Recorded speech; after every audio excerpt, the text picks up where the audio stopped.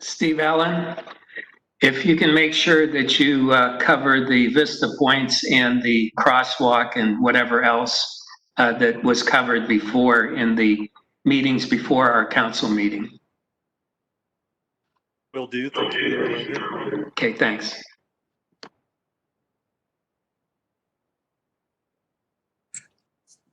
All right, good evening, folks. Thank you very much for tuning in to our September 8th regular council meeting. I now call the council meeting to order. For those who logged in at 4:30, we did have a workshop that was a publicly noticed workshop on the Van Wyck Trail and connectivity projects. So we had a discussion about that. No decisions were made on anything. It was really just a workshop. It was a fact-finding, a chance for the engineer, planner, and grant analyst to weigh in on different options as people presented them. So we are now in the regular session. So we will start with the Pledge of Allegiance. Please say the Pledge of Allegiance at your space.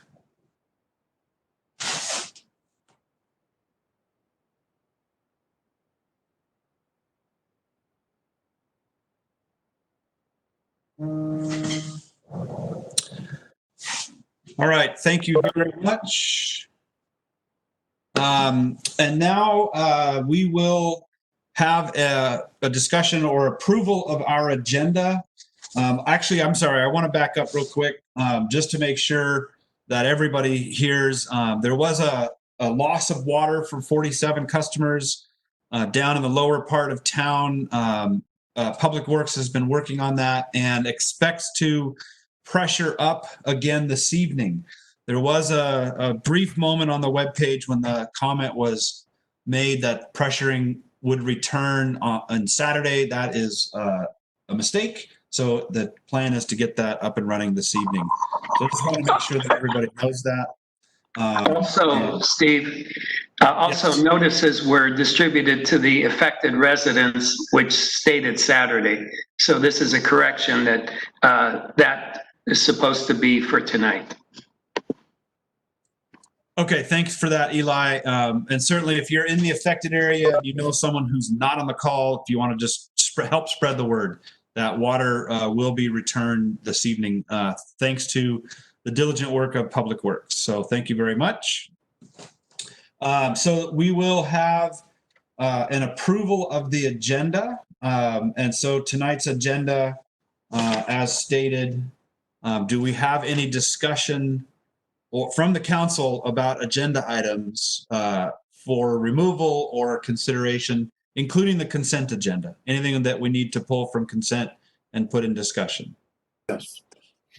Go ahead, Richard. Yeah, Mr. Mayor, I'd like to pull the water and usage report out. Okay. Thank you. Other comments from the council on the agenda?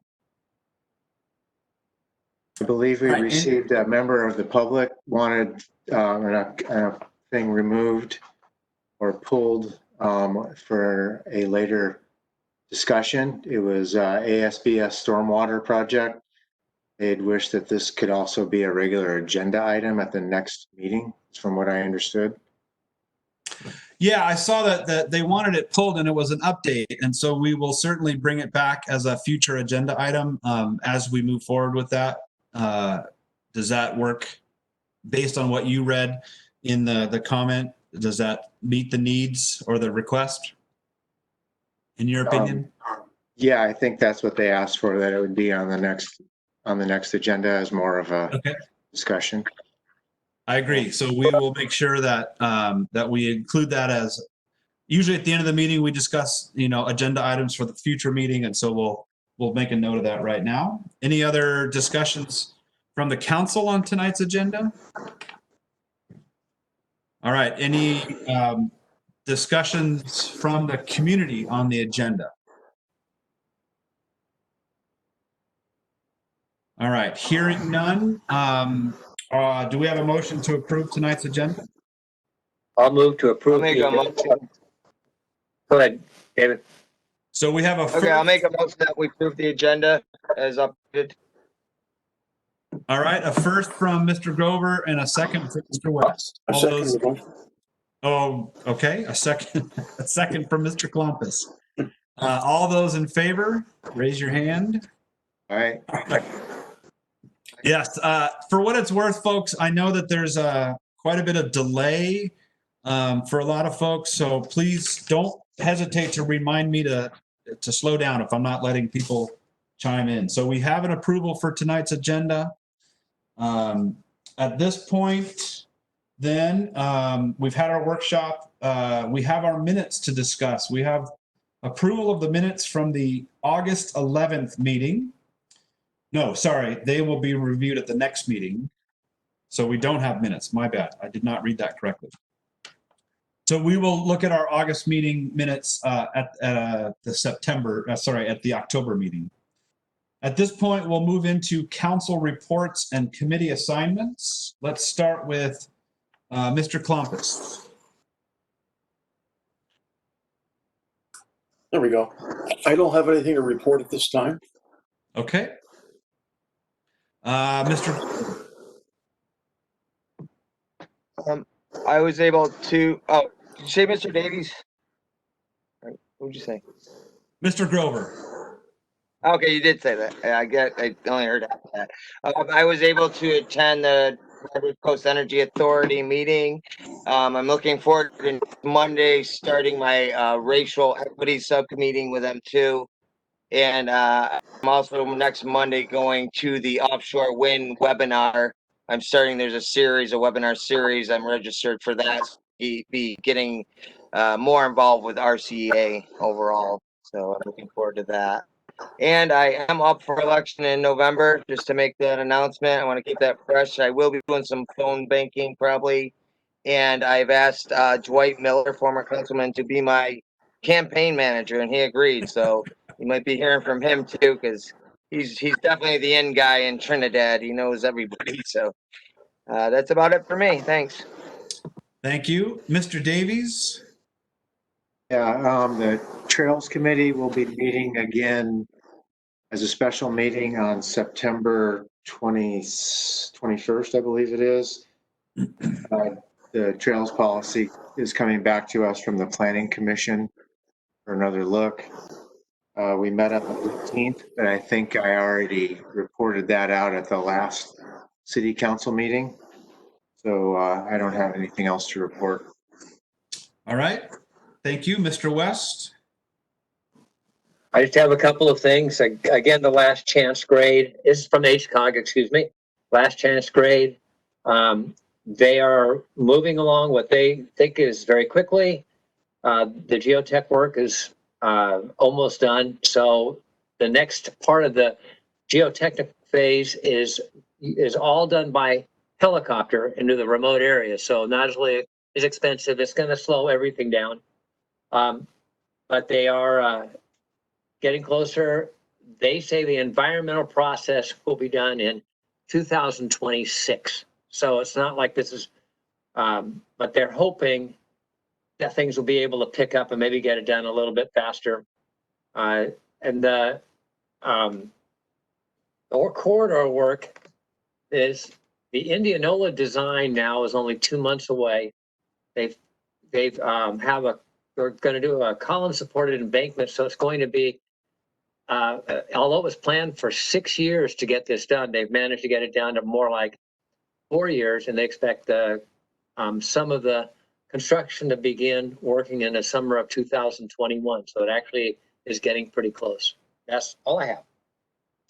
Thank you very much. I don't have any reports from my two committees. They were unable to meet this last month due to quorum issues, but I do want to take a brief moment. I expect and encourage comments and items from the floor that are not related to tonight's agenda to be directed towards the congestion and overnight parking on Edwards. This weekend was a very unpleasant weekend for that, and today Public Works was able to stripe the south side of Edwards with a big red stripe to prevent overnight parking. I also was able to speak with the sheriff Joe Yeager to discuss the issue, and he is now aware of the overnight parking. And so I just want to say that that situation definitely mushroomed out of control this weekend. And we will make sure that that is a key element of our traffic and parking study that this city needs to do at our earliest availability. So I just want to put that out there. I expect these comments, like I said, and the items from the floor is generally not a two-way discussion sort of thing. So I just wanted to be upfront with that. So I will move on now to staff reports. Mr. Naffa. Okay, so I had prepared the staff report in the packet, but I did want to highlight the section regarding the League of California Cities Conference. That's normally held in Long Beach, but it will be virtual this year. The dates are October 7th, 8th, and 9th, which are going to be before our next council meeting. So they'll have quite a few interesting topics that relate to the council and also relate to staff. I plan on attending it, and if any of the council members are interested, let me know, and I can make the arrangements so you could also participate in some of those sessions.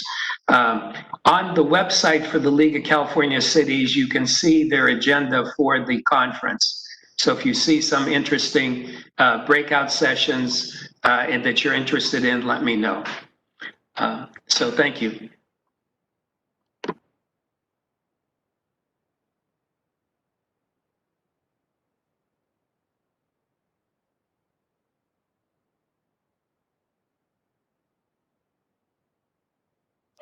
Sorry about that, folks.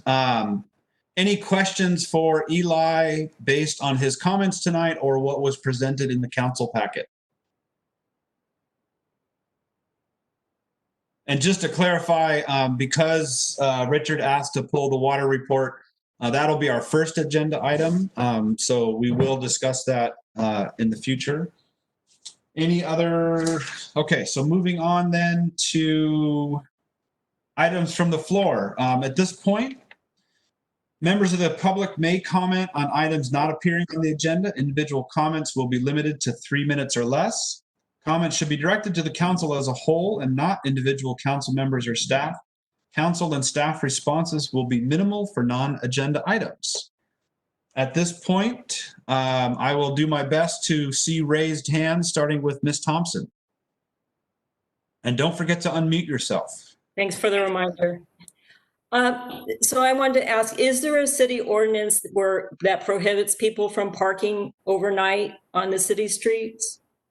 It's actually a county ordinance, and it is well documented. And so we also need to include signs, and this will be part of the larger discussion about just how to manage traffic in town. But we need signs that remind people and such. So that is definitely, it sort of has been growing all summer, apparently. Not apparently. It absolutely has been growing all summer. And so it's on our list of very soon to deal with sort of agenda items. Thank you so much. Yep. Other items from the floor.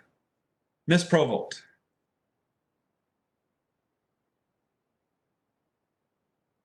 You're still muted, Sherry.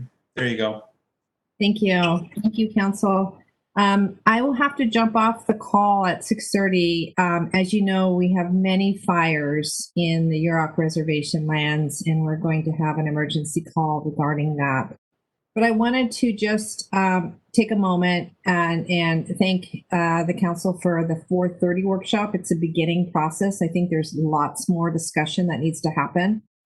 And well-planned workshops in the future, I think, are needed. This was certainly a short notice for many people, but I was impressed by the number of people that did attend. But I would encourage more open workshops to talk about, the development of our trail systems and the growth of the Trinidad area. In that conversation, I wanted just to bring forth a comment or a perspective in that the city of Trinidad and the Yurok tribe will be meeting together, government to government, to talk about some of our cultural issues and areas of concern that we definitely want to make sure that council members are aware of and that we have are being heard around that. And I just wanted to make that note to City Council at the regular meeting today that we did talk about that in our workshop. For that, I'll thank you very much. Thank you, Ms. Provost. Other items from the floor?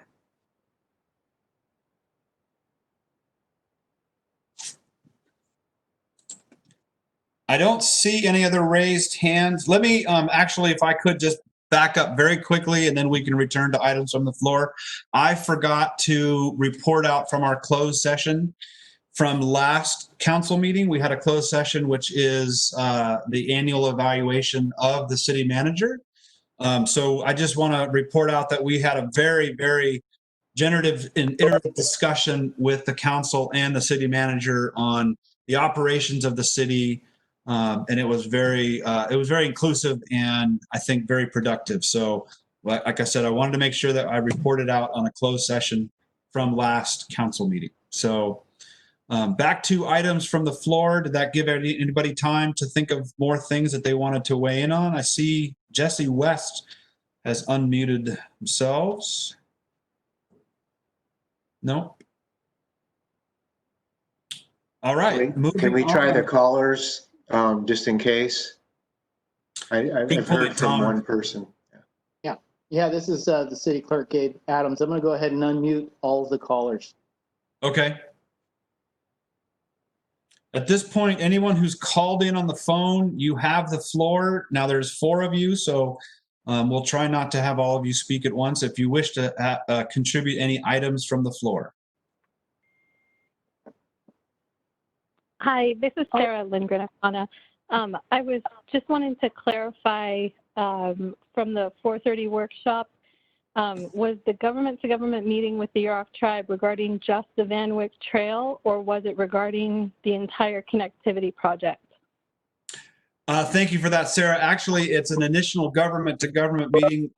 The agenda is not fully set yet, but it's meant to introduce a variety of topics. The Van Wyck Trail connectivity is among them.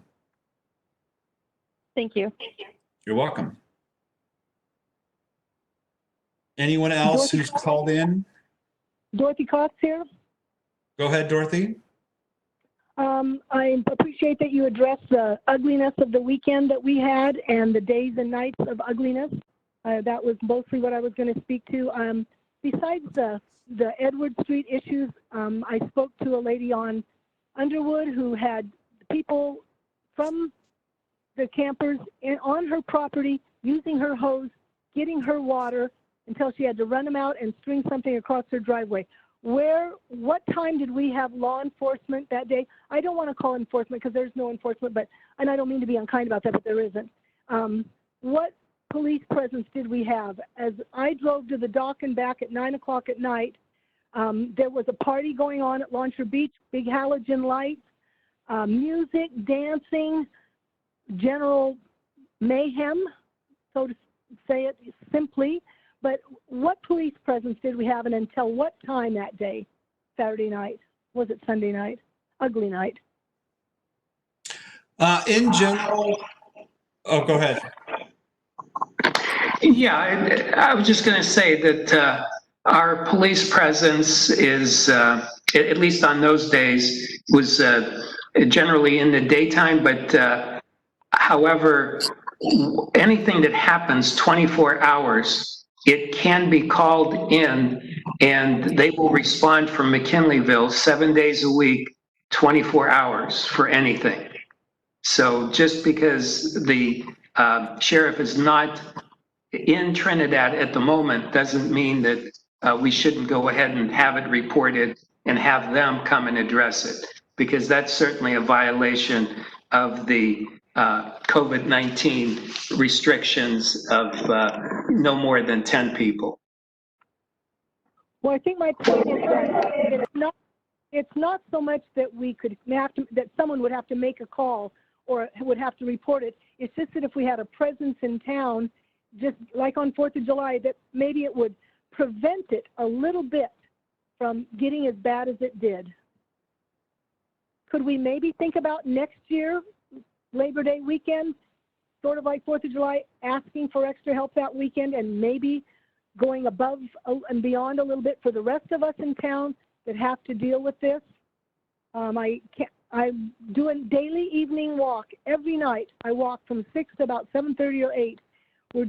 Mary and I walk every night, and the things that we saw and the things that we know are happening in this town should not be happening. And I think if we had more of a presence, like I said, not enforcement, just a presence, it would back up a little bit. I would hope. Thank you for your time. Over and out.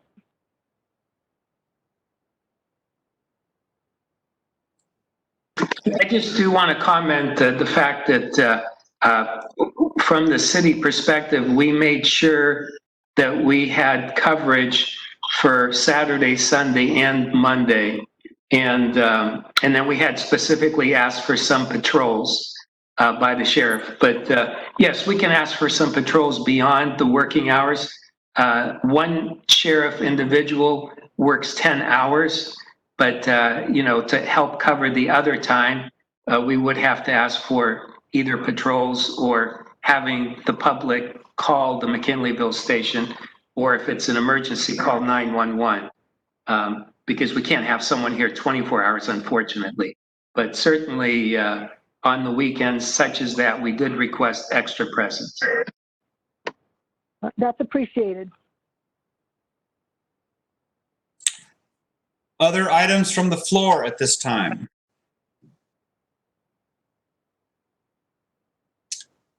All right, hearing none, we'll move on to the consent agenda. All matters of the consent agenda are considered routine by the City Council and are enacted in one motion. There's no separate discussion of any of these items. If discussions is requested by any council member, then that item is removed from the consent calendar and will be considered as our first agenda item. A single opportunity for public comment on the consent agenda is available to the public. Do we have any public comment on the consent agenda? Remembering that the water component has been pulled to the discussion action section.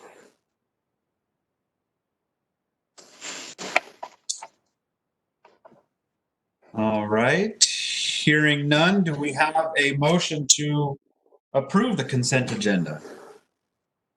I will make a motion that we approve the consent agenda as amended by council member. Second it. We have a first and second. All those in favor? Aye. Aye. All right, thank you very much. So we will move on to our first item is now the water study. And I believe that Richard had some questions that he not the water study, sorry, the water usage and report. And Richard, I ask that you lead this discussion. Thank you. Thank you, Mr. Mayor. So this is the first time I've had a chance to review the usage and loss report. Noting that we're entering a drought season here, there's an average water loss of about 60,000 gallons a month. Now, I realize that every municipal water system has leakage. It's never 100%.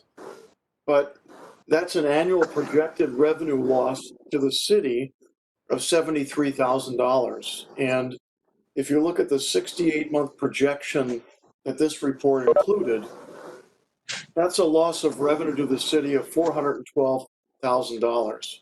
So I guess my question in looking at the data is whether or not there is any type of initiative of ongoing discovery and maintenance and correction of the major water losses that can be identified and found and then hopefully corrected within the city.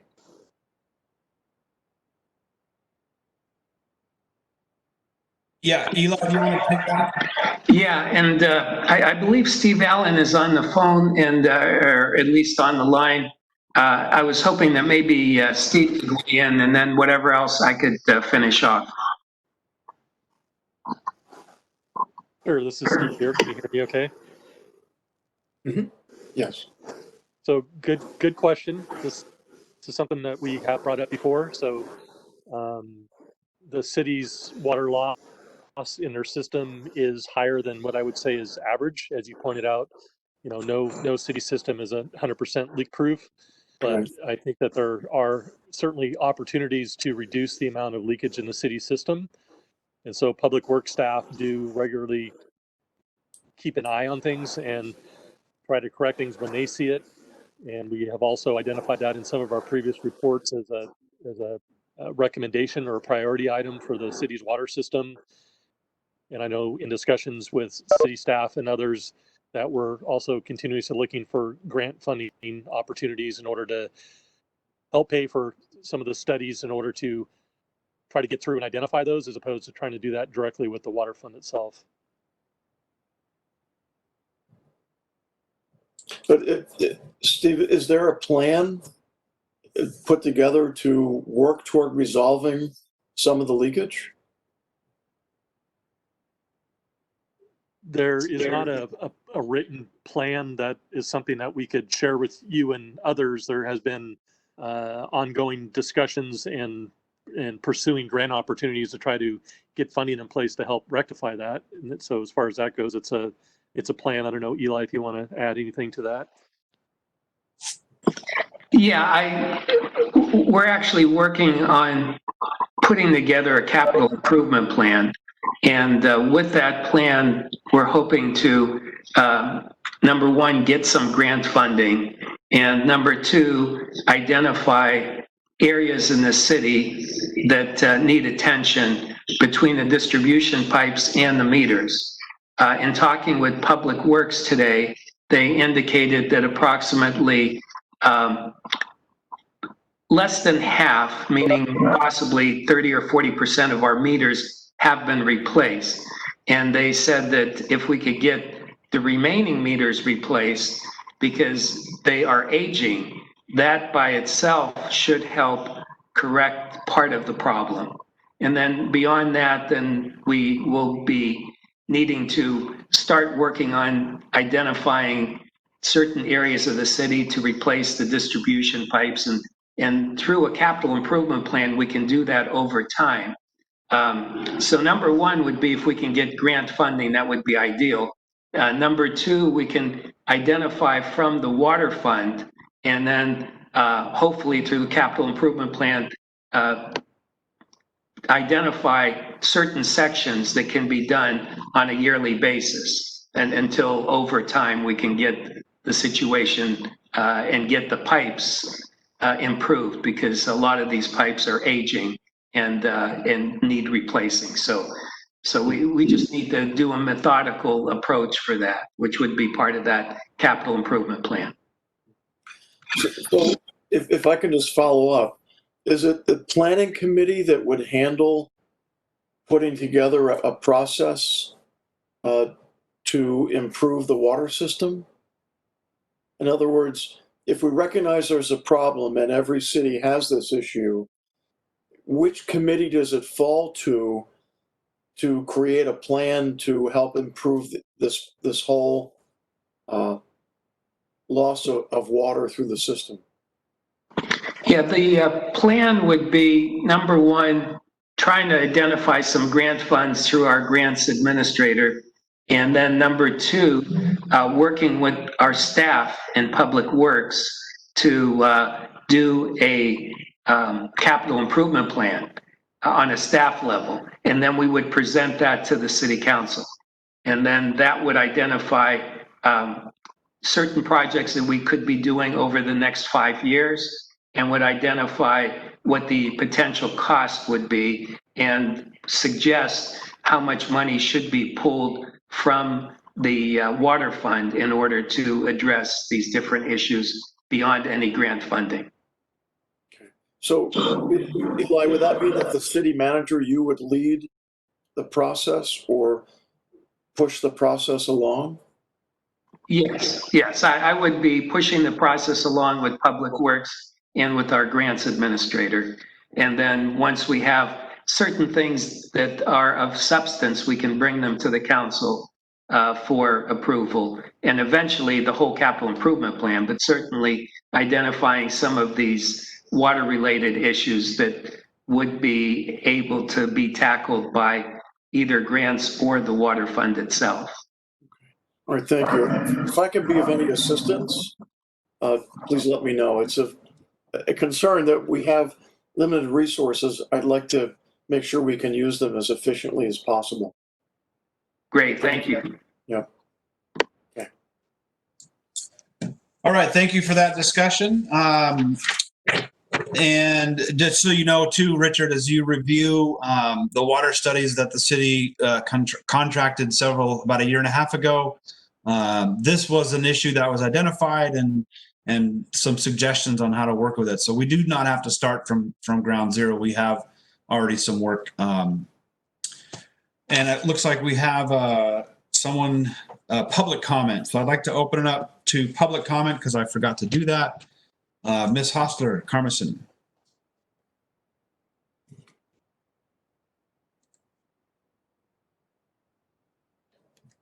Thank you, Mr. Mayor. I would just like to remind the council that previously the Trinidad Rancheria Tribal Council has offered partnership on infrastructure. And we have been extremely successful in the past in collaborating with the grants manager and the previous city managers in administering these Indian Health Service grants. And the planning does need to take place, as Steve Allen mentioned, and as Eli mentioned, the city manager. But if there are if the desire is there with the city council to work with the Rancheria as previously requested to deliver additional water, the Rancheria is absolutely and very capable of applying for grants. And there is a lot of money in the Indian Health Service funding right now. So I just wanted to remind everybody of those offers previously. And I appreciate Councilman Richard bringing up the issue because that's a lot of water that could be used and diverted to the Rancheria. So thank you.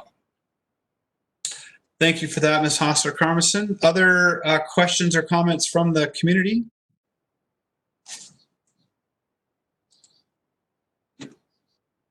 All right, hearing none, we will thank you for that. We will move on to our second agenda item. Let's see, continued discussion decision regarding the Van Wyck Trail Connectivity Project, revised design concept. So I'm going to turn this one over to Steve Allen for a preamble.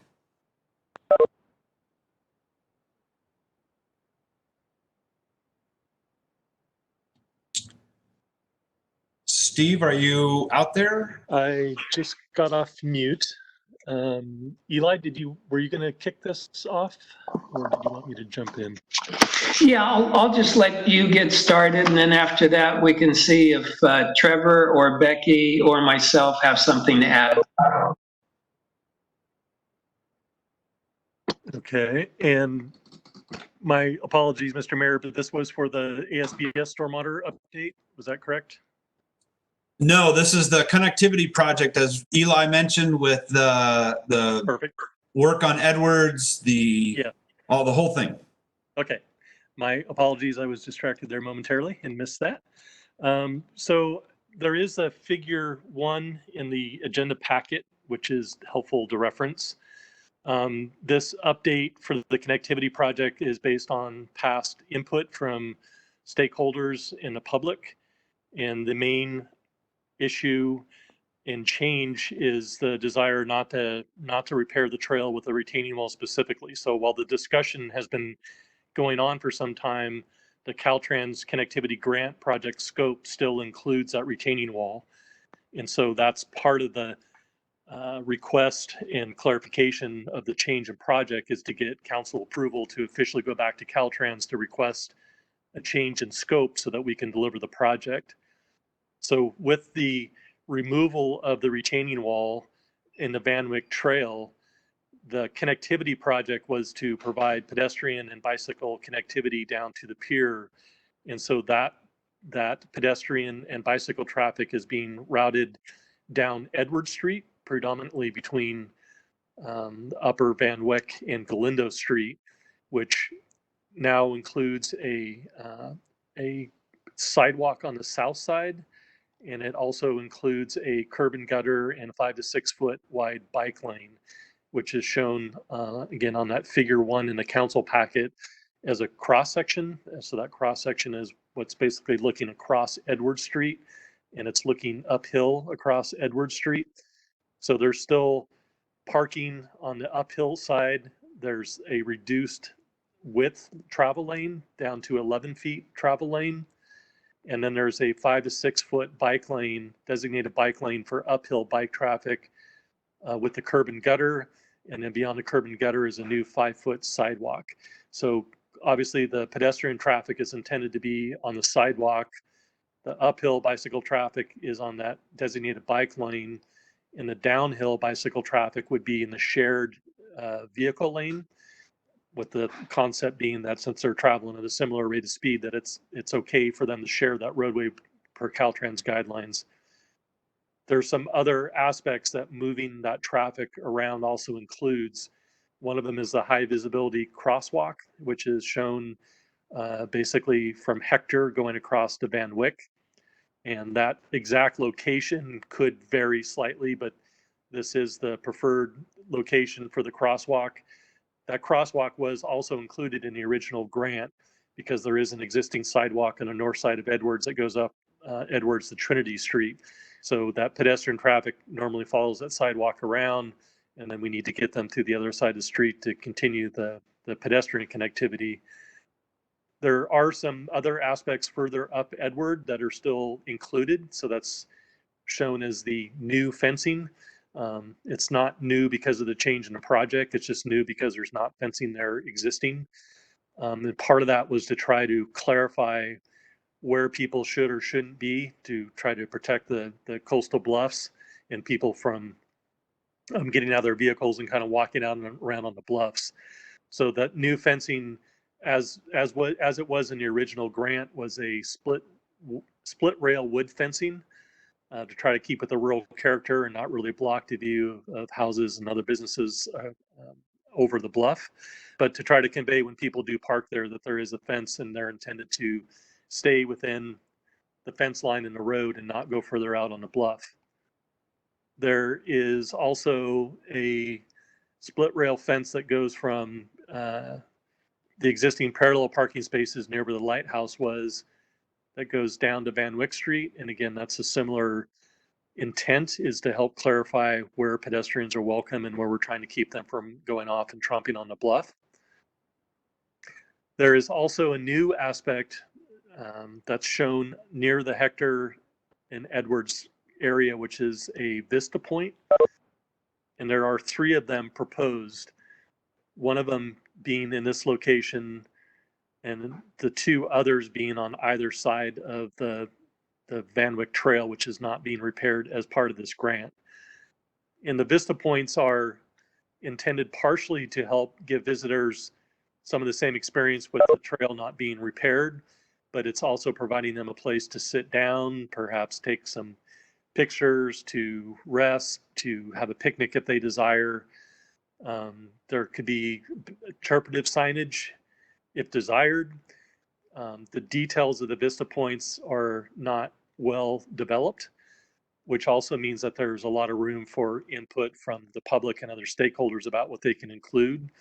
The intent of showing them is, again, in order for us to request a change in the scope from the Caltrans grant, to convey that this is a desire for inclusion that would be worked out in the design process. So the Vista Point, again, one of them is by Hector and Edwards near the crosswalk. There is a second one on the uphill side of the currently closed section of the Van Wyck Trail, which does not admittedly have a super great view of all the ocean and the beaches. It does have a pretty good view of Trinidad Head, and it also happens to be an area right around the community garden and it also happens to be kind of the terminus of the currently open trail. The one on the downhill side of the trail is basically where there is a current bench. So it's essentially it's a kind of a current Vista Point, current bench that's there. So whether that bench gets added to with a table with interpreted signage, again, that's feedback that we would welcome. It's just the concept of trying to request a scope change from Caltrans to include these 3 Vista Points. I will point out, looking at this figure in the packet, something that was brought up at the workshop for council consideration, just so it doesn't get lost. And that was, currently there is a note that says remove failed retaining wall. The intent of showing that on there was to potentially remove part of the wall that has failed or is partially failed, that could be considered a liability from the city's insurance perspective if you requested the trail be closed. That is not something that absolutely has to be done. It is something that we could request be included in the change in scope of the grant. In case next summer that seemed like a good idea, it could be included. But that is up to council and others whether or not that needs to be included. So to me, that's an optional thing that we could include or could remove. The other signage is consistent with what we had before. So traffic that is coming down, pedestrian traffic that's coming down Edwards would be routed down Galindo and Van Wyck, and then down the boardwalk down to the harbor area. Downhill bicycle traffic would continue down Edward Street and down to the lower parking area. Bicycle traffic coming back uphill would come up Edwards and then cut across Van Wyck, up Galindo, and then go up Edwards along the area where there's a designated bike path.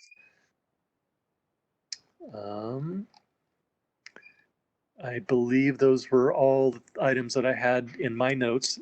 Eli, is there anything that I missed or anything that you want to add to that? You did a really good job, and I appreciate that, Steve. I just want to point out that this grant from Caltrans is for $714,000. And the improvements that Steve had indicated, we wanted to make improvements and utilize those funds rather than losing that investment into the city.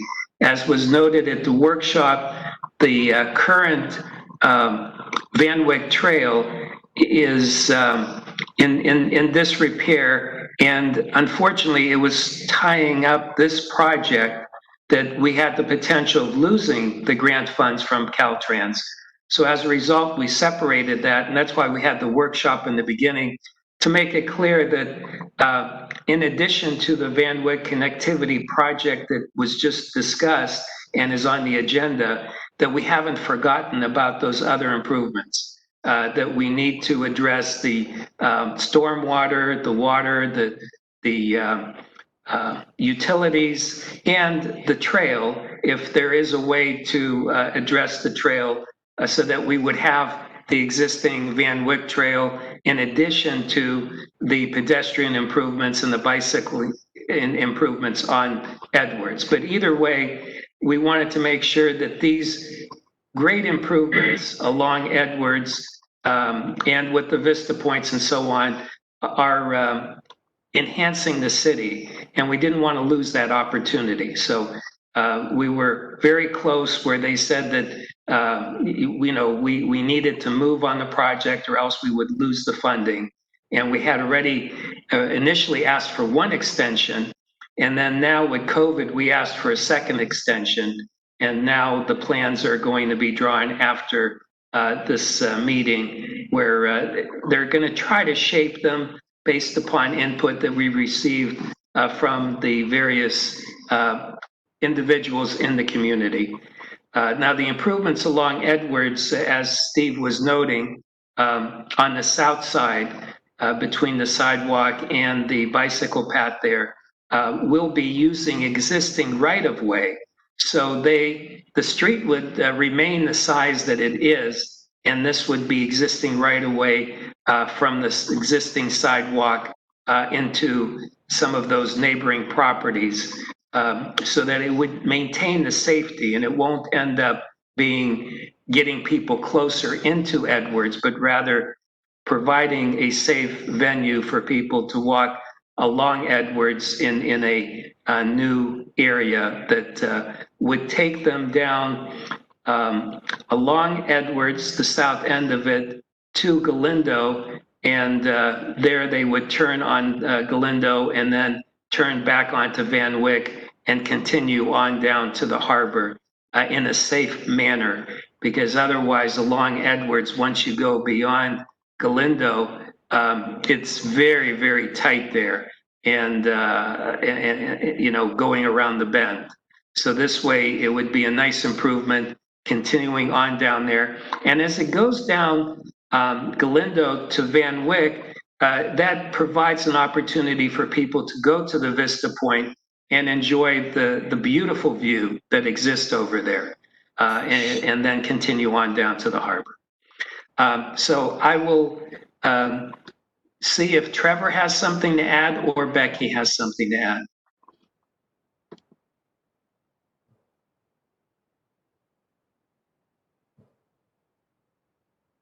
Okay, go ahead, Becky.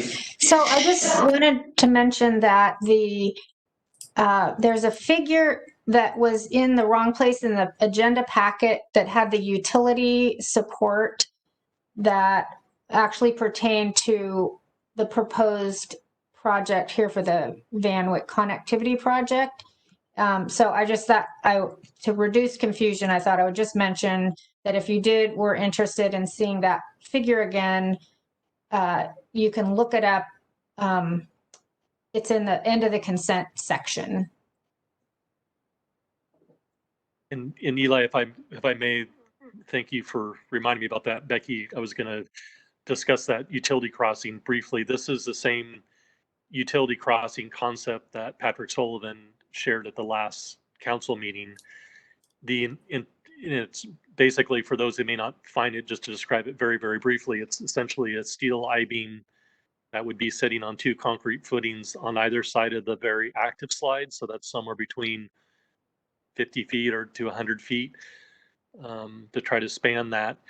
The goal of this is to try to utilize the grant funding to still stabilize the utilities as much as possible within the grant, because there was utility stabilization in the original grant.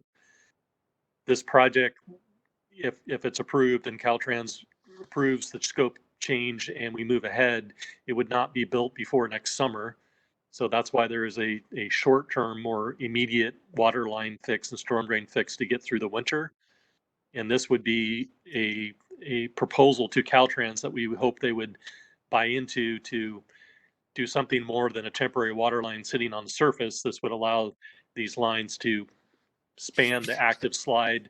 And while they would be temporary, that could be a year, that could be multiple years until a more permanent fix is made, which would be removing the water line and the telephone and some of the other utilities from this area, and then studying different options for a more permanent solution to the gravity storm drain. So this interim design is intended to be the fit within the Caltrans grant, utilize that funding that's available to help get the city further down and to find a more permanent solution for those utilities in that location.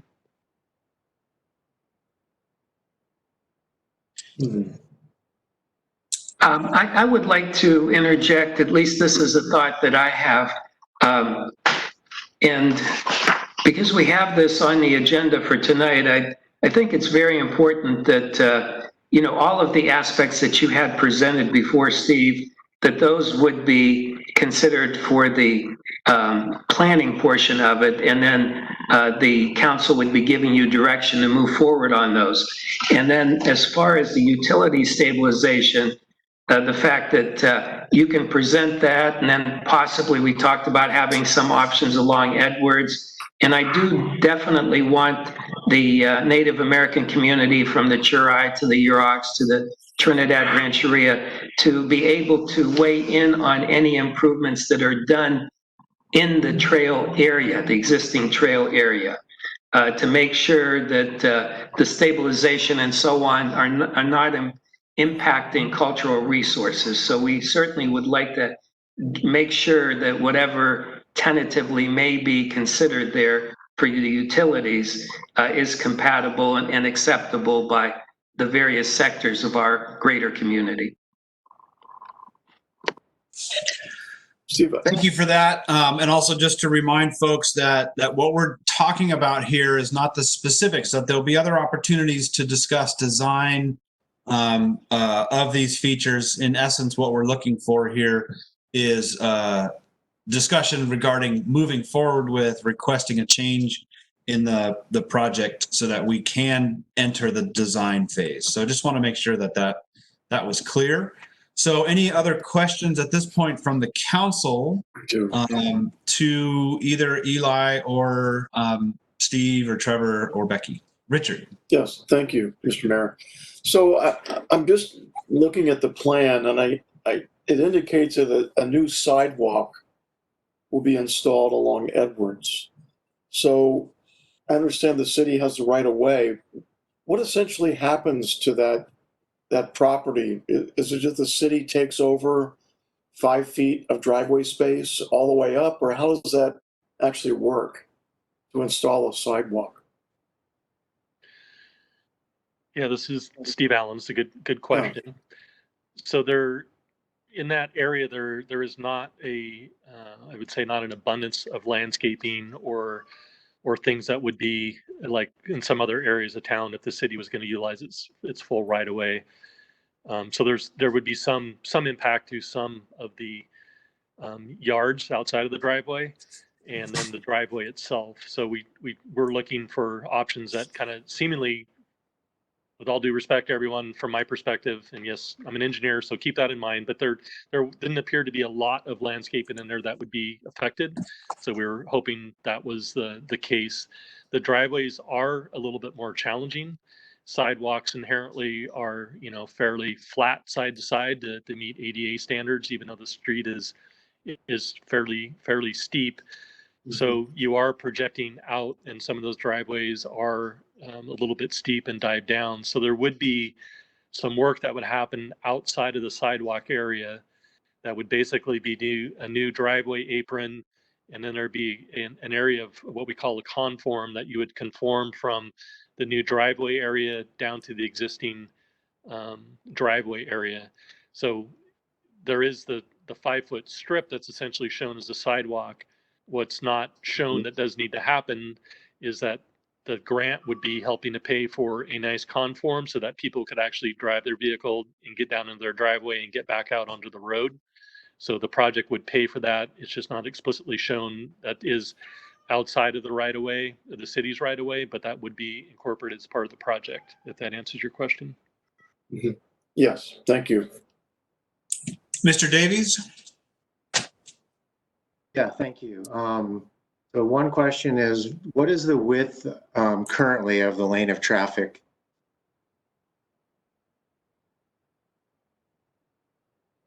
A good question. As I recall, it's 12 to 13 feet, and I think it's on average about 12 and a half feet, which is fairly common. So 11 feet is a slightly reduced width that is still readily acceptable within Caltrans or the traffic engineering community. So it's not like it's going to, prevent commercial vehicles or trucks with trailers. It is what's commonly referred to as like traffic calming. We're trying to keep speeds down. So it still fits all your vehicles, including commercial vehicles, can traverse that. It's not the full standard width of 12 feet. And it's not as narrow as some other areas either. So it's about 12 and a half feet is what's existing, and those would be narrowed down slightly to 11 feet as part of this plan. Okay, thank you. I had another question. I was looking through the packet in anticipation for the notes from the last stakeholder meeting that was held regarding this project, and I didn't see those included.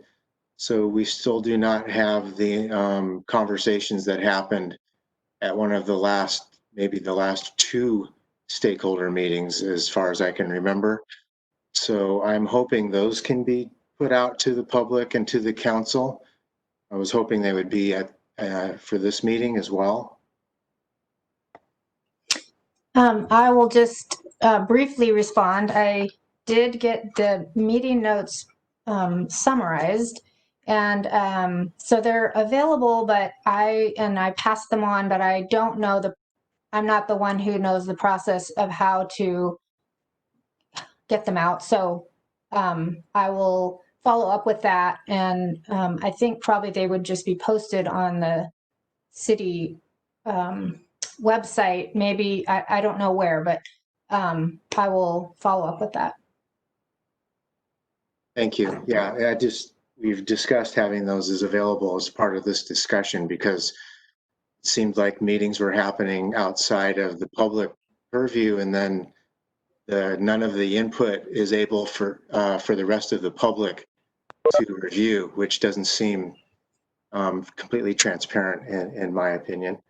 And I have a few other comments about this project, but I will wait until questions are asked and the public has their chance to weigh in. So thank you.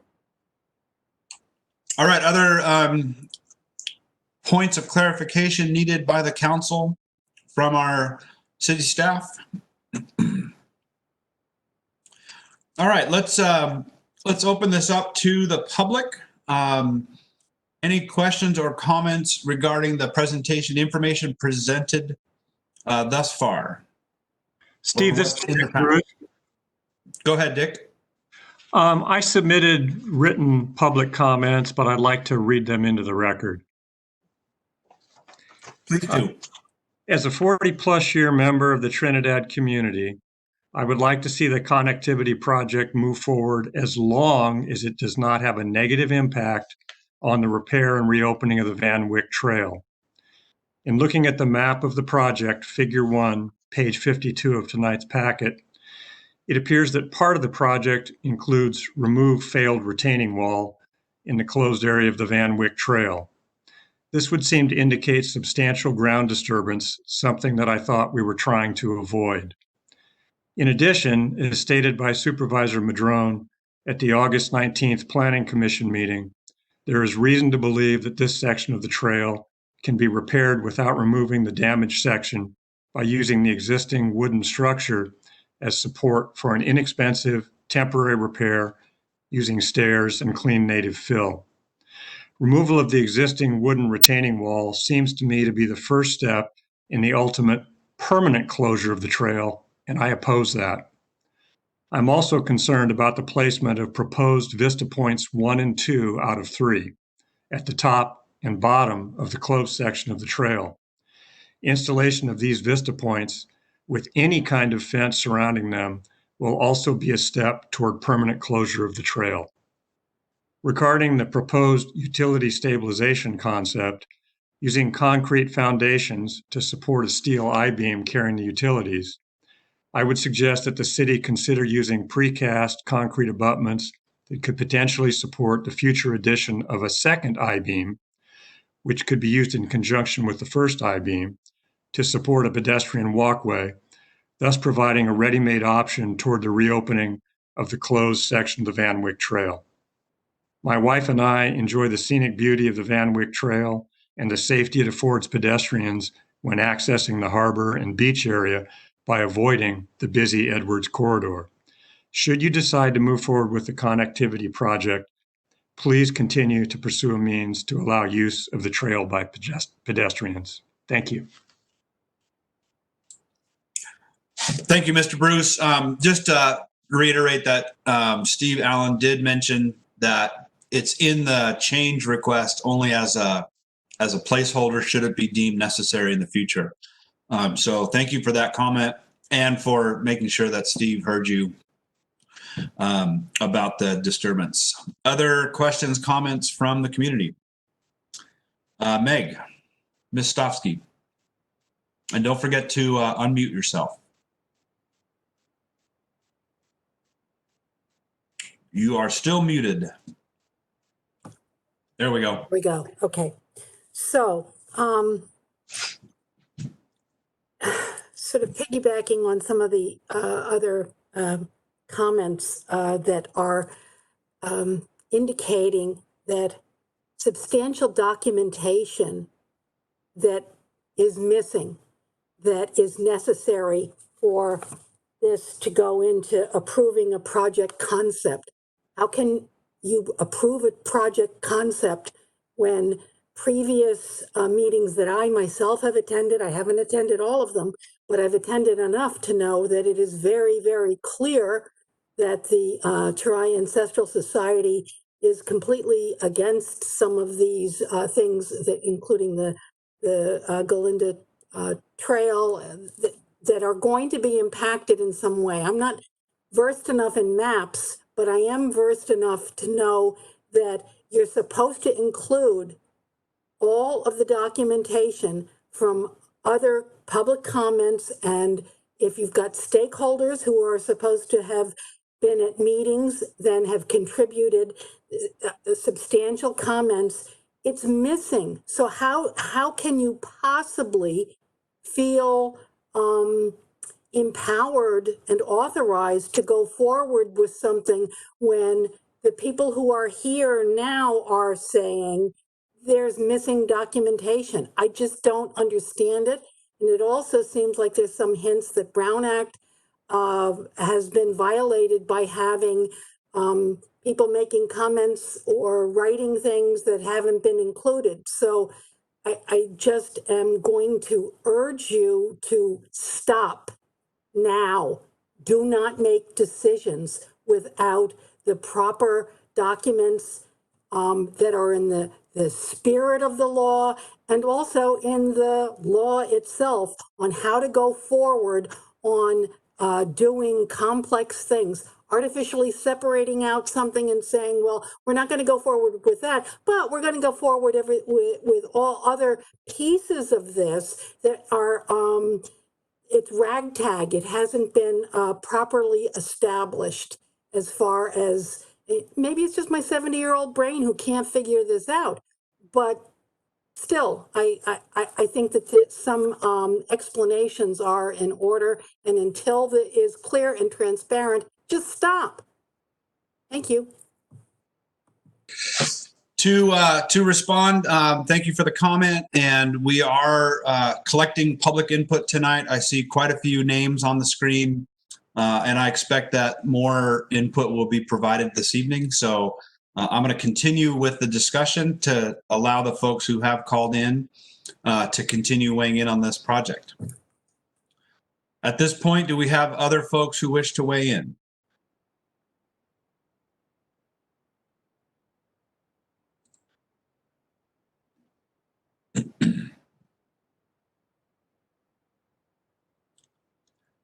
All right, seeing none at this point.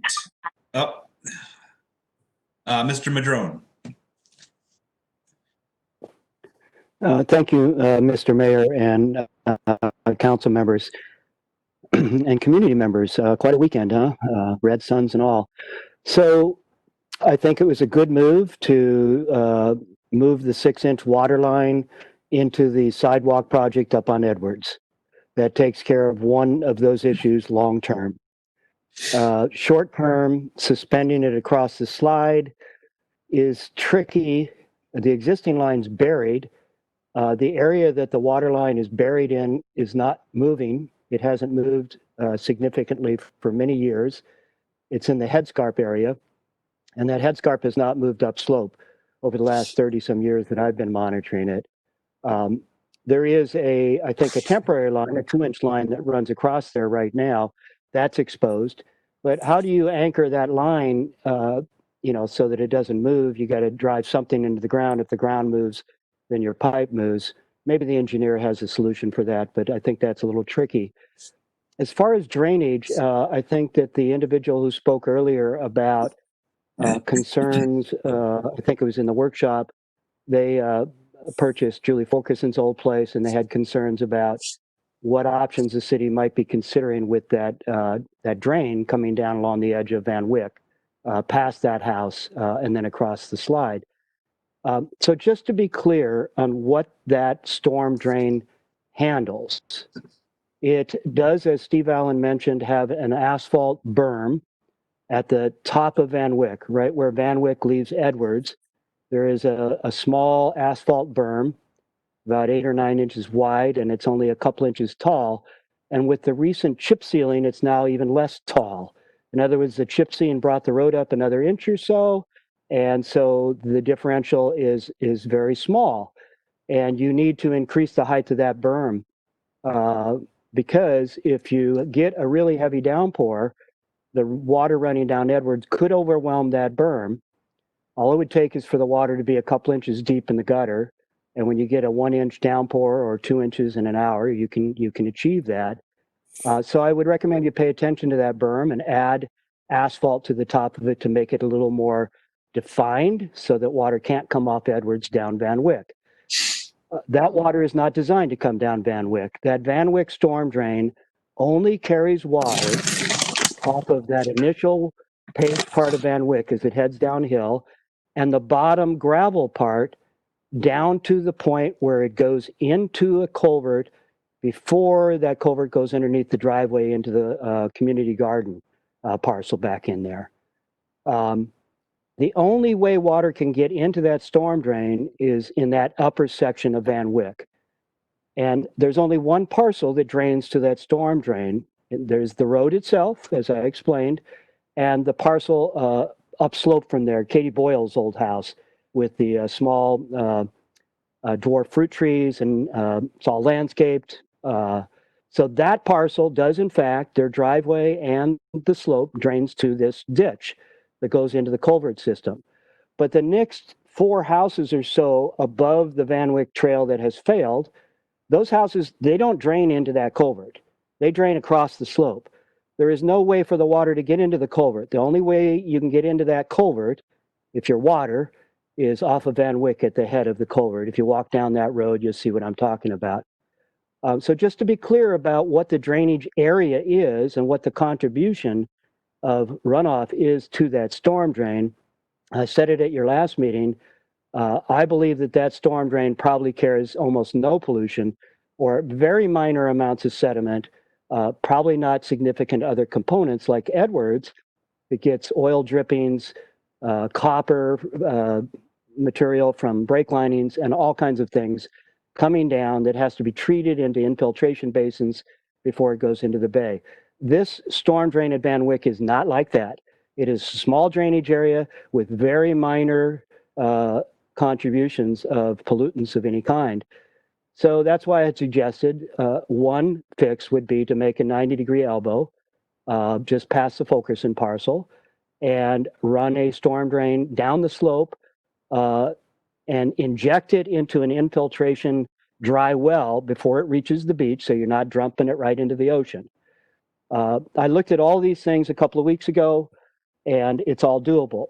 I also want to reiterate that repairing the Van Wyck Trail is very doable with minor work. So minor that we did the very kinds of work that I've suggested about 10 years ago without a coastal development permit. But things have tightened up there. And I agree with Trevor that I had a good long talk for an hour and a half with Bob Merrill at the Coastal Commission. And yes, the minor repairs that would be necessary to keep the Van Wyck Trail open temporarily would require a coastal development permit. In an ideal world, you do that permit along with the Galindo Trail and tie the closing of the Galindo Trail with the repairing and upgrades, minor repairs to Van Wyck, so you're keeping coastal access open while eliminating one that may in fact be impacting very sacred sites. All of this really does depend on the Curai Ancestral Society feeling good about these projects because of the areas they're located in. And so I have not gotten their approvals for anything. I'm not suggesting otherwise. But I do know that the Van Wyck Trail could be easily repaired for probably $10,000 or less, with a few steps on the one end where it drops down, a few steps on the other end where it drops down, a small amount of gravel added in, maybe 5 to 10 cubic yards maximum, with some minor carpentry and repair of the retaining wall to make it safe for visitors passing by that. So it is very doable. It could be in a permit application, and we could be looking at repairing that trail using public works and city funds. And I guarantee you there would be volunteers who would come down, including myself, to help you get it done. So I do believe in the short term, we could reopen that trail, and after that $10,000 repair, it would be just as safe as it's been for the last 30 or 40 years. So I encourage you to look at trying to do that. I know you're not here tonight to make that decision, but I just wanted to add to my previous remarks. Thank you, Mr. Mayor. Thank you, Supervisor Madrone. Just to remind folks, we are not talking about the Van Wyck Trail, and I'm going to ask that we stop talking about the Van Wyck Trail so that we can talk about the connectivity trail or the connectivity project, the pedestrian connectivity project. What I'm hoping for tonight is that we are able to make a decision, either all or part of the pedestrian connectivity that's presented in the council packet is going to be voted on this evening about what to do with it. And it does not have to go forward exactly as presented, but that is what we are discussing. So at this point, I want to bring it back to the pedestrian connectivity project and make sure that everyone has a chance to weigh in. Are there other folks from the community? I know that Councilman Davies has some more questions after public comment, so I want to make room for that. Do we have any more at this time comments from the public regarding what's in the packet and the connectivity project? Hi, this is Sarah Lindgren Akana from the Cherry Ancestral Society.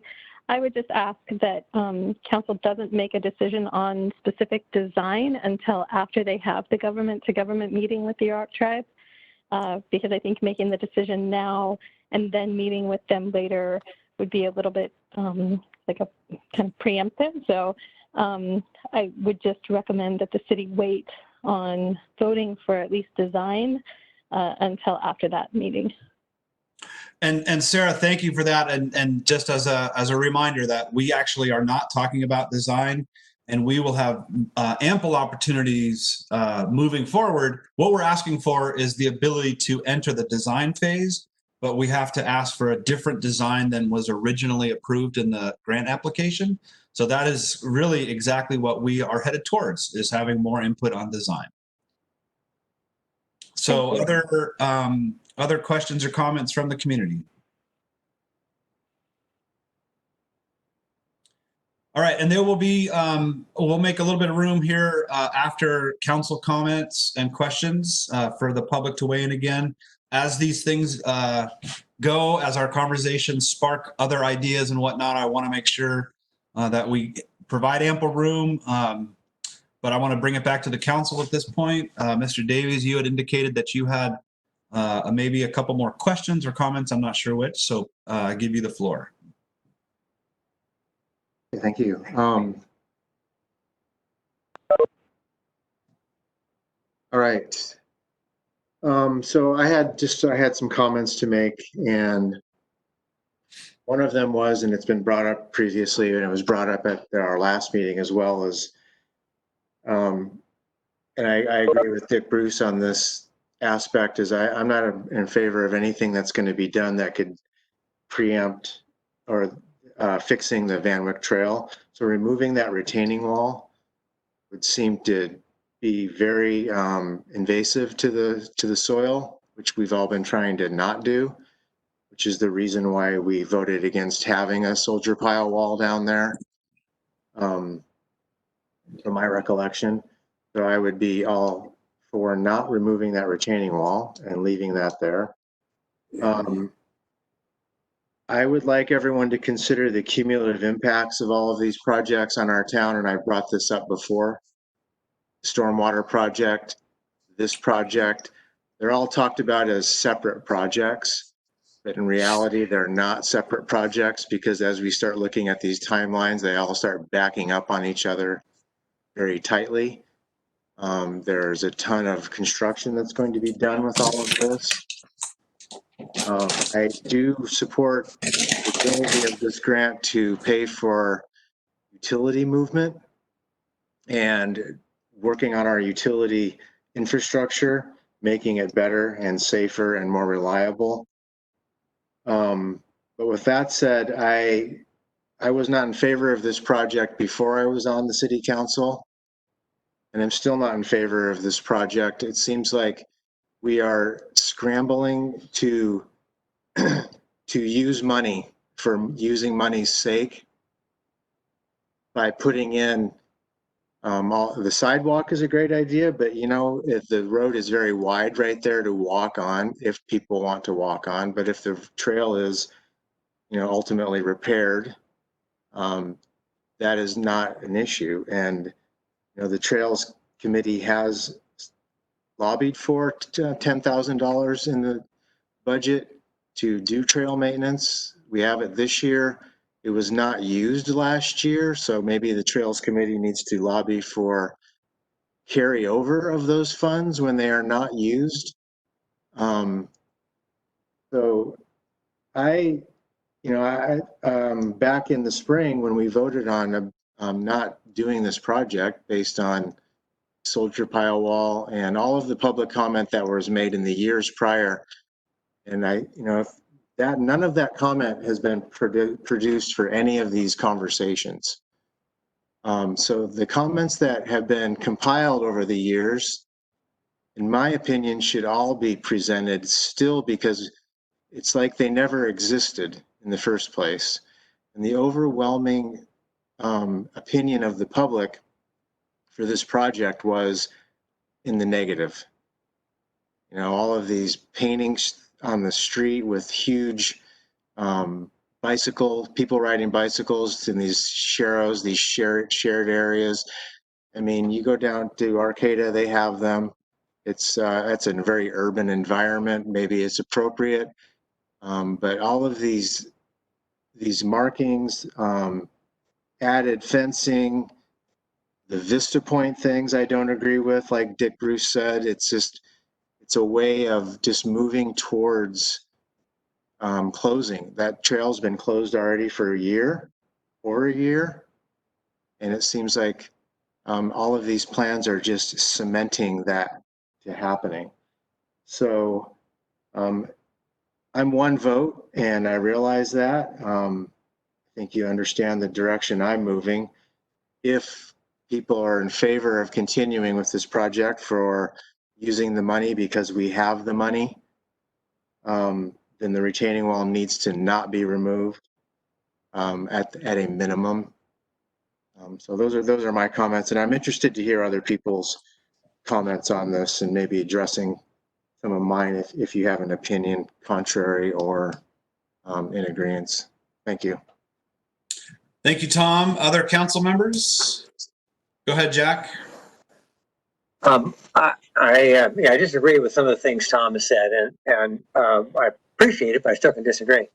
I've been working on this as part of the council for a long time, and I really think this has got some really favorable things going for it, especially after what I saw last weekend in terms of being able to take care of the road and create better walking spaces for people. I don't disagree that we need to keep the Van Wyck Trail. I think that's a great idea, and I agree that whatever is done, if they're going to remove some of the retaining wall, that would only be if it had to be for some reason. I think I really liked Steve Madrone's idea of being able to put a trail in there. I like that. I think there's a lot of good possibilities. We do have to work with the Yurok Tribe and the Churai to see how far we can get on those items.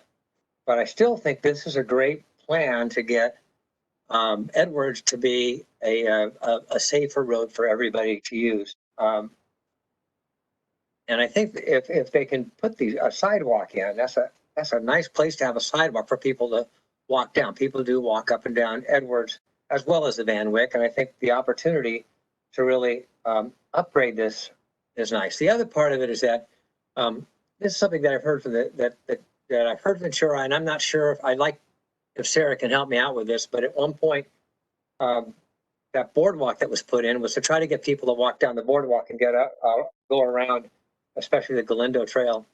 So this I felt would provide a nice walking area that would also could use the boardwalk efficiently. So I think there's a lot to offer to upgrade this street to make it safer, easier for people to get up and down and to use. And I like the idea of having a safe sidewalk for everyone to use. I have watched people walking up and down Edwards on occasions, and I realize they're walking more because there's no Van Wyck, but walking up and down that road.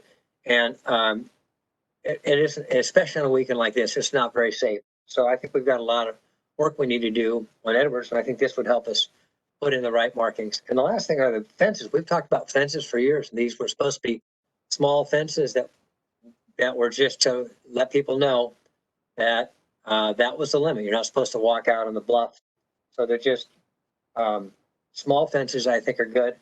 And I don't think that putting in Vista Points would take away from getting the Vanderbilt Trail. I really think we want to pursue the Vanderbilt Trail. And I think the Vista Points are nice to have. People can use the Vista Points and still use the trail. So I don't think that's going to take away from the trail at all. I think we still need to make a concentrated effort to work on the trail. And I really think it's going to come down to working with the Yurok and the Turai to see if there's a method we can use to keep the trail that'll make everybody happy. I think it's more important that we that what the Yurok and the Turai say in terms of how they feel about the trail is what we're really looking for. And I think if they agree that we can find a way to work together to keep that trail in place, I believe we'll keep it without a problem. So I think it's, especially now that I hear Steve has some ideas that might be a little better than what some of the other things I've heard. So I think it's a really nice project. And I don't think we're using money just because it's there. I think originally we were very concerned about that, but I think this looks like a nice way to improve the streets in the city. So that's my idea. Thank you. Thank you, Jack. David?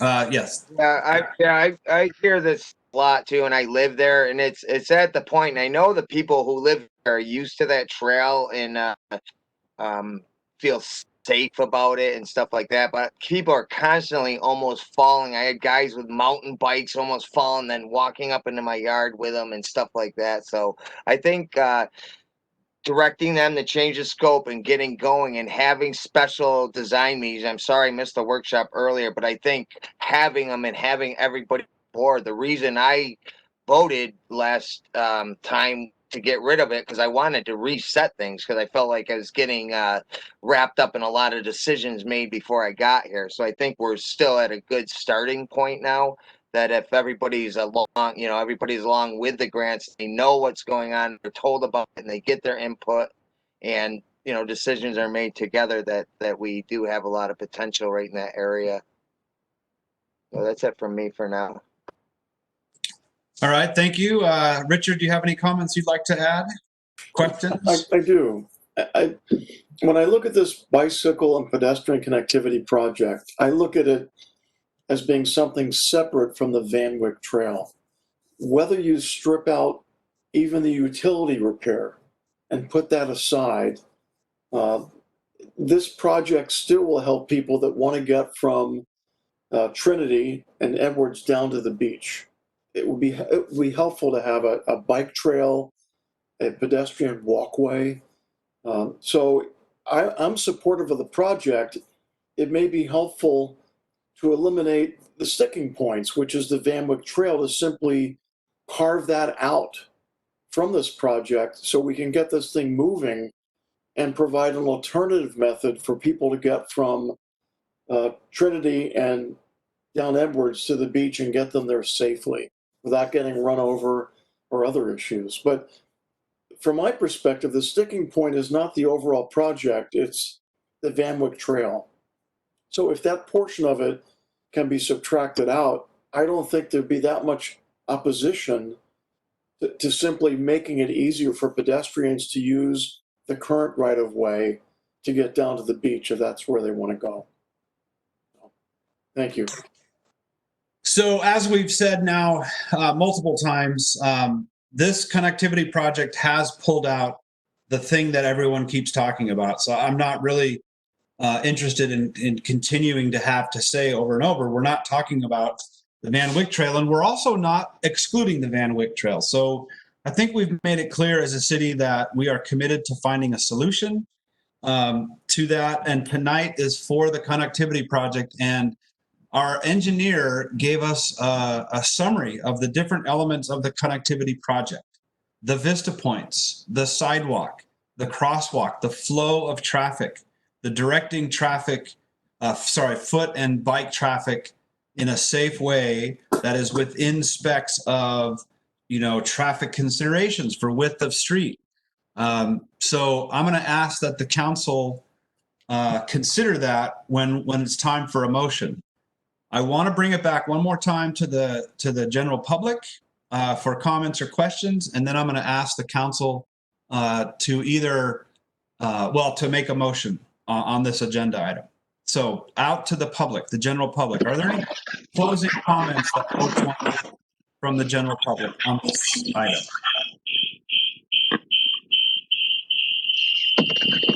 Steve, this Dick Bruce again. Steve, can you hear me? Oh, sorry. Go ahead, Mr. Bruce. I'd like to kind of address what Richard Kloppus just said. It seems to me the Van Wyck Trail has been pulled out of this connectivity project already. All you're talking about is the utility bypass down there and a couple of Vista points. And as I mentioned in my written comments that I read in, I would take those two Vista points out of there because to me, that's the first step in closing the Van Wyck Trail permanently. So please, Richard, we have already heard this. And I just finished saying that we have pulled the Van Wyck Trail, the slumping part, out of this connectivity project. So I don't want to spend any more time talking about the Van Wyck Trail. We will make time and have made time with our work group this afternoon to discuss options. Please talk about, I need to hear from folks about the what is in the packet and what is an approved agenda item, which is to discuss the connectivity project in all of its elements. So the council has the ability to make a motion that says we approve the connectivity project and then list out if the council says with or without certain components of the connectivity project, then that's what we're here to do. So please stop making comments, everyone, about the Van Wyck Trail. It is not on the agenda item. There is no decision about the Van Wyck Trail tonight. And there's also no evidence that we are taking steps to slowly erode the possibility of ever having a Van Wyck Trail. So there's no evidence to support that. There's a feeling that people are trying to do that. There's no evidence to support that. So please focus on what's in the agenda packet with your comments. If I may, Richard he's talking about things that are on the map. I also talked about things that are on the map, and he should not be chastised for bringing up things that are on the map and for the reasons he thinks they are on there. Our job is to listen and say, thank you very much. So I'm sorry that I needed to feel like come out and say this, but Mr. Mayor, I think your remarks were very disrespectful to the member of the public that was speaking. And I apologize if it came across that way. And we've already heard from the engineer that removing the current infrastructure that's holding up the old Van Wyck Trail is a disturbance to the soil and is not a required part of the trail. All we're talking about is moving forward with a scope change. The design is coming next. So Richard, I apologize if I was disrespectful, but I do not want to hear about the Van Wyck Trail. It's not on the agenda item. Go ahead. Mayor. Yes. Mr. Mayor, I suggest that you take the Vista Points out of the project. The Vista Points are already there. Anybody that wants to stop and look at the Vista from there is free to do so at this point in time. So I don't think there's any reason to have them in there. Thank you. Okay. Other comments regarding this project? Hi, this is Sarah Lindgren O'Connor from the Cherry Ancestral Society. So I think, when we see this project come up on the agenda, part of the problem is that the history has never followed it. I think Ms. Stofsky said earlier about how there's no prior comments being included, there's no prior letters being included, and I think that adds to the confusion about what has happened previously. The Cherry Ancestral Society has been on the record multiple times over the years since this project first came about in 2002 as opposing it. You know, in 2002, we came up with an agreement with the city, but that's never included in the background or the history for this project in the last few years. That method to get down to the beach from Edwards Street, it was already, an alternative route was already agreed upon and carried out. So the alternative route was to go down Edwards to Galindo on Van Wyck and then back to Edwards. So you didn't have to go around that crazy corner on Edwards Street. And that's where you go down the boardwalk. So we already have that in place. And then, you know, that agreement has somehow been kind of scrapped. And then, you know, it's I guess the long-term memory doesn't exist for the city. And then we have, you know, discussions about how do we get people safely down Edwards Street. Well, that, you know, that alternative already exists, but now, you know, it's being talked about as the connectivity project. And when Dan Berman first brought forward the connectivity project plans, the Tri-Ancestral Society went on the record as opposing the project completely, that it seemed like an overzealous project for such a small town in such a small area. And, you know, at that time, you know, the project was a little bit different, but it still included things like the split rail fencing. So the split rail fencing was supposed to be over on a different portion of trail, and he included it on Edwards Street as well. Although we, in the management team meetings, opposed that. He kept it in the design. We went on the record and opposed the project in its totality, but then we also opposed the split rail fencing. I think back then, you know, this was probably 5 years ago or so. And at that time, the crosswalk, I think, had like lights or something, but it was a very high visibility crosswalk. And, you know, we were asking to have those things toned down.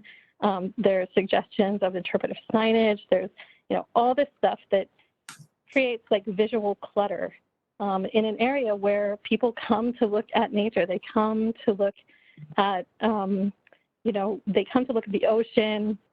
We talk about that when we talk about keeping trails open along the bluff because people want to see nature. They don't come to see signage. But, you know, with the new buildings that are going to be going in, and then, you know, the suggestion of interpretive signage, and then all this change that's about to happen, you're going to have a lot less natural beauty of Trinidad to look at. And that in turn is going to impact our cultural resources, because our cultural resources aren't just what's in the ground. It is the whole area. You know, it's hard to go down and be able to continue to practice 1,000-year-old religions when you're staring at an interpretive sign that also is impacted by, you know, new big buildings and things like that. So, you know, in keeping with the design of the city as it is, it seems this project is just way over budget. There is a path to get down to the beach safely if it needs to be better marked, if it, you know, needs to be clarified for the public somehow, but that alternative route already exists. And it was a previous agreement with the Tri-Ancestral Society. And when we leave out the documents of, you know, all the years that we've written letters, all the notes from all the meetings that we had from Dan Berman, the notes from the Tri-Management team meetings where this was discussed, you know, then we come to these meetings and it seems like we're talking from a clean slate. And, you know, it's a little exhausting from our end when, you know, we hear, and I appreciate, you know, the sentiment when we hear, you know, council ask, you know, what does the Tri have to say? But it makes me really feel like staff isn't doing their job in informing the council what we have been saying for many, many years. So I think, you know, that part of it has been lacking for a very long time. I'm not sure that I ever saw Dan accurately report out anything that was said at the management team meetings as far as us objecting to things like part of these designs and the projects. So that part is frustrating, but overall in the project's totality, the Tri-Ancestral Society has never been in support of the project. If I may, Sarah, ask if there are any components of this connectivity project presented this evening that are worth moving forward with. That I wouldn't be able to make the decision on my own. That's something that the board would have to decide. Understood. Understood. Okay, thank you for those for those series of comments. Other folks wishing to make comments. Go ahead, Neil. Looks like, yes. Yeah, I just wanted to say I'm in favor of the sidewalk because my sister has a amputated leg and it's really hard for her to, get around. And the sidewalk, I think, helps for people who are a little less able to move around. And also, I think it separates you from the traffic. I mean, it's not that crazy a street, but some people don't drive as slow as they should. And just being up on a sidewalk gives you a little more sense of safety, I would think. And plus, it would connect right up to the existing sidewalk on Galindo, and it just makes sense to me. That's my comment. Thank you, Neil. Other folks from the community?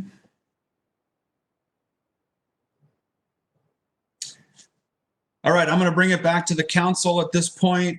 We have an agenda item, discussion decision regarding trail connectivity project revised design concept. Our goal tonight then is to make a decision on what to do with this project, how to move it forward, if to move it forward at all. So I'm hearing from the community that there are elements of the connectivity project. I'm just going to say that I've heard support for the temporary, or sorry, for the utilities, to make sure that the utilities aren't in a way that, sorry, the stormwater rather is not going to further damage the slope.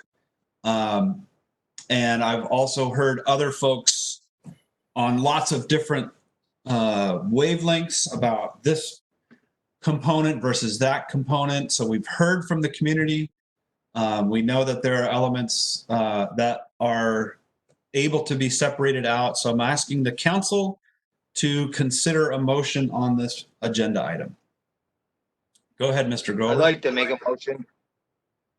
We authorize staff to request a formal scope change from Caltrans and proceed with design and right-of-way task in order that everybody gets to know what the design's going to be, by the end of this. We'll just get to that phase where we can start coming up with different people's ideas of what's going to happen. Okay, we have a motion to move forward to direct staff to go ahead with the design change. Do we have a second? I'll second it. Okay.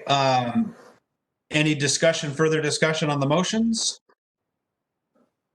I'd like Could you to please repeat your motion, David, because you talked about something else after. Just keep it with the authorize the staff to request a formal scope change from Caltrans and proceed with design and right-of-way tasks. Does that answer your question, Tom? Better?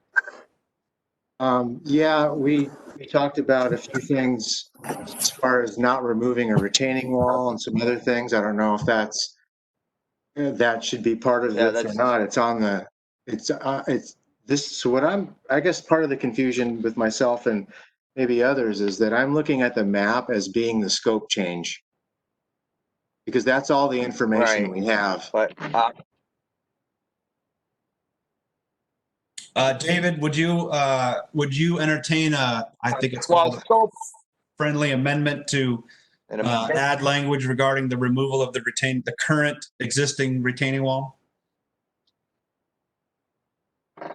I'm not necessarily asking you to do that. David, I'm not necessarily asking you to do that. I just wanted you to repeat what you said and my understanding. Yeah, I'm just going with the fourth recommendation verbatim. The fourth recommendation verbatim on staff recommendations, because we're not approving any, we're not approving anything yet. So we're just authorizing them to request a formal scope change is the gist of it. So we have a first and we have a second on recommendation number 4 to proceed with scope change, direct staff to proceed with scope change. At this point, just to make sure that we don't have any confusion, Gabe, if I could have you call roll for the vote for this. Yes, sir, Mr. Mayor. We'll start with Councilmember Davies, No. Councilmember West, Yes. Grover, Yes. Clompus, Yes. Ladwig. Yes. I heard 4 yeses and 1 no. Councilmember Davies voting no. Okay, thanks for that vote. And just to reiterate, folks, that what we're talking about still leaves a lot of room for discussion on design and doesn't necessitate that we do everything as indicated, but we have to provide guidance for the grant to change the scope. Jack, did I see your hand go up? Yeah, I just want to kind of add to what we're doing is to make sure we do get any kind of background paperwork that we say we haven't received. I think that should be a high priority on this, to make sure we get that paperwork in and out to the public so they can see what's happened in the past concerning the whole Kennewick Trail and Galindo Trail issues. Sounds good. I need to reach out to Carol. Our next agenda item is, let's see, discussion decision regarding encroachment permit for the Trinidad Coastal Land Trust, CCNM Dispersed Coastal Festival. And I'm going to ask Carol Vandermeer, who's the director of the Land Trust, Trinidad Land Trust, to introduce this topic, as she has a statement to read. Carol, did I catch you in time? Are you on? She may have stepped away for a minute.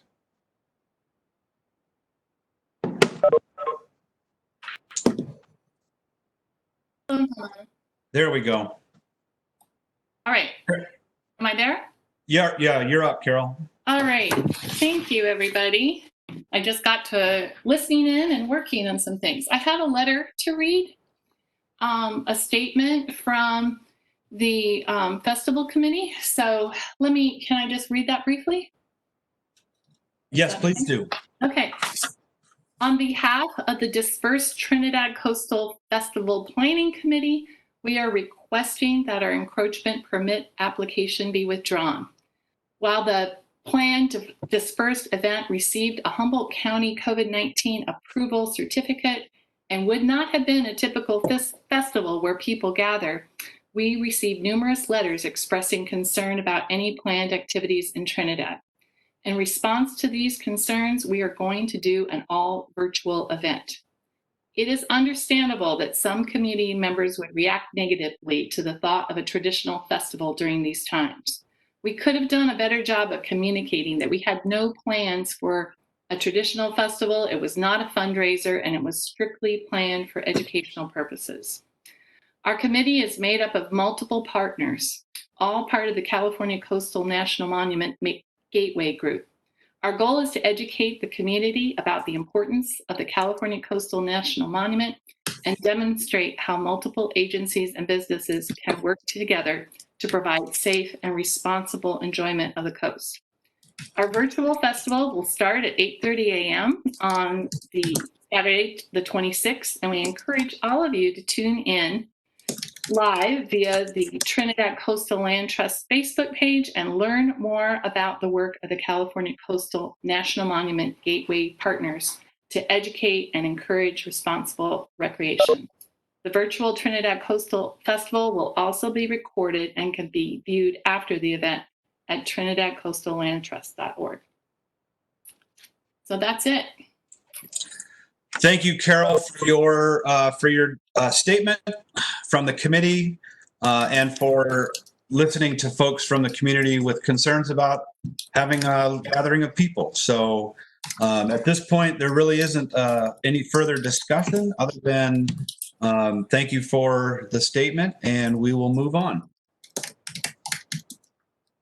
Moving on to number 3, discussion decision regarding resolution 2020-16 declaring drought conditions and implementing water conservation measures as defined by Trinidad Municipal Code Chapter 13.08 to prevent or mitigate an emergency. So at this point, I will turn it over to Eli for a preamble of the discussion. Okay, for this item, we've been doing some water measurements in the creek. And as a result from those measurements, we wanted to have this item on the agenda to bring it forward to the community and make sure that they are aware that because of existing drought conditions in the overall area, that we would like to have some conservation efforts done by the community. So I will turn it over to Trevor, and I've also asked Steve to remain on the line where maybe he can weigh in on some of the water readings. But I'll turn it to Trevor so she can present this item. Yeah, thank you, Eli. So as you know, the Planning Commission has been working on a drought contingency plan, and one of the kind of key components of it is setting these drought or water shortage stages. And, you know, as a water shortage or a drought gets progressively worse, you sort of step by step start doing more and more kinds of conservation, monitoring, education, public outreach is a big component of it. And so, you know, we don't have the plan in place, and we're not going to have it, you know, right away. It's still a work in progress, but you know, we do sort of have the framework put together, and stage 1 would be based on just basic drought conditions, something that would be declared early in the season based on, you know, a certain percentage shortage of rainfall, or possibly, you know, there's the various drought monitors. So USGS and other agencies sort of categorize droughts throughout the West. So it could be based on that. And so we're in a drought condition. And so at our last meeting, the Planning Commission did make a recommendation for the City Council to consider, you know, we don't have the plan in place, but at least, you know, making people aware that we are in drought conditions, starting some public outreach and requiring certain conservation measures. So I think, and so it's similar to what the city did in 2015 when the state was under drought conditions. It's based on that, and the city does have a fairly basic water shortage, water rationing ordinance that was adopted in 1977 during those drought conditions. Most of the restrictions here are really just on water waste. So there's no required, you don't have to cut back water use or anything like that. It's more, you know, you're not watering or washing your car with a hose that doesn't have a shut-off nozzle. You're not watering so that water runs off into the street. So, you know, pretty straightforward requirements. The city is monitoring Leffenholtz Creek pretty closely. There have been some observations that water levels are dropping. And so there, for example, the city has to notify Department of Fish and Wildlife if the flows get below a certain amount, 0.86 CFS. And it looks like, you know, we may be getting close to that point. You know, in talking to various people, Ryan, who runs the water plant, Steve Allen, who's familiar with the water plant, Tom from Pacific Watershed Associates, or Todd from Pacific Watershed Associates, who's monitoring the creek. It's not at a you know, alarm stage at this point, you know, but it is something to keep an eye on, because at some point, as the flows drop, the city's ability to pump water out of the creek could be impacted. So it's just we just want people to be aware. We want to start some public education and sort of implement this idea of stages that we've been talking about at the Planning Commission. And we also have Steve Allen on the line. So Steve has been in touch as far as the monitoring of the creek. So if you could weigh in a little bit. Sure. Yeah, I think Trevor did a nice job of providing an overview. And it's been pointed out in some of our memos as well on the water system that it is a natural part of the local hydrology that in the summertime the base flows are going to get fairly low. There is a permit requirement as part of the city's water right that if they get below, I believe, 0.86 CFS, as I recall, that they need to notify Fish and Wildlife to let them know. And then there's other triggers that the city must start reducing their withdrawal in order to allow a certain amount of bypass flow going down the creek. It was also Todd Kramer with Pacific Watershed Associates also didn't feel like there was a need for alarm, as Trevor mentioned, that this is a fairly typical thing, although maybe this is starting to happen a little bit earlier. But fortunately, Luffenholtz Creek does tend to have a pretty consistent base flow. So even though it's a little bit low earlier, it's not like it typically just dives off. However, it's something that happens potentially every year or could happen every year. And therefore, having a policy in place for what you need to do at certain different trigger points is important for the city to have in place. Yeah, thank you, Steve. Just as a side note, I just wanted to mention to the public that I did receive notification about a half hour ago from our Public Works Department that the water has been restored to the lower part of the city in the Edwards Van Wyck area. So I'm glad that that has gotten back to normal. So we'll go back to this item. So thank you both, Steve and Trevor, of course, for your presentation. And I'll just turn it over to the mayor. And if you want to see if there's any questions from council and the public. Yeah, let's start with questions or comments from the council. Anyone have anything regarding this resolution? Go ahead, Mr. Davies. So thank you. I think this is a good thing that we're looking at and getting ready to put forth this resolution. I just had a couple questions of what would public outreach look like at this point, so the public can know how they're going to be notified of this type of situation.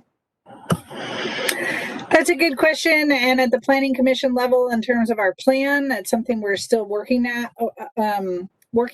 I think that we sort of figure that out. The resolution does set up a water committee of council members to work with staff to sort of implement these provisions.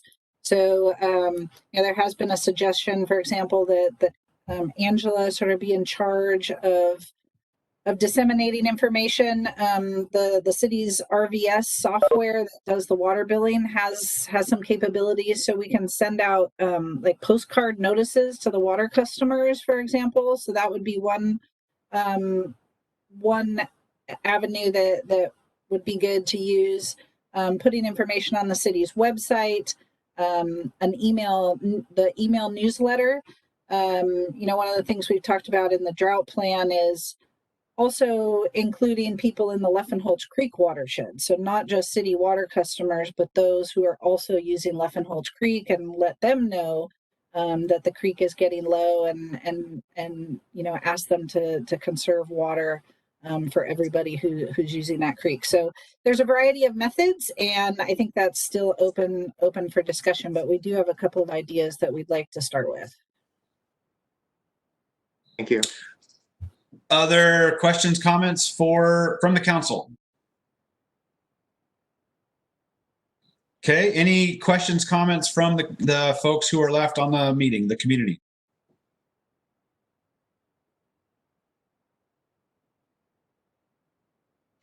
All right, hearing none. Trevor did mention that the ordinance does call for 2 council members to join with city staff in a small committee to work on implementing the educational component of this. Do I have any interest from the council to join said committee? Richard? Yeah, happy to. Anyone? And Jack. Looks like Mr. Davies, Mr. Gover, your feelings hurt if Richard and Jack take this on? No, I'm pretty good right now with what's going on. So Sure, you guys are both very busy. So thank you for that, Jack and Richard, in terms of joining city staff.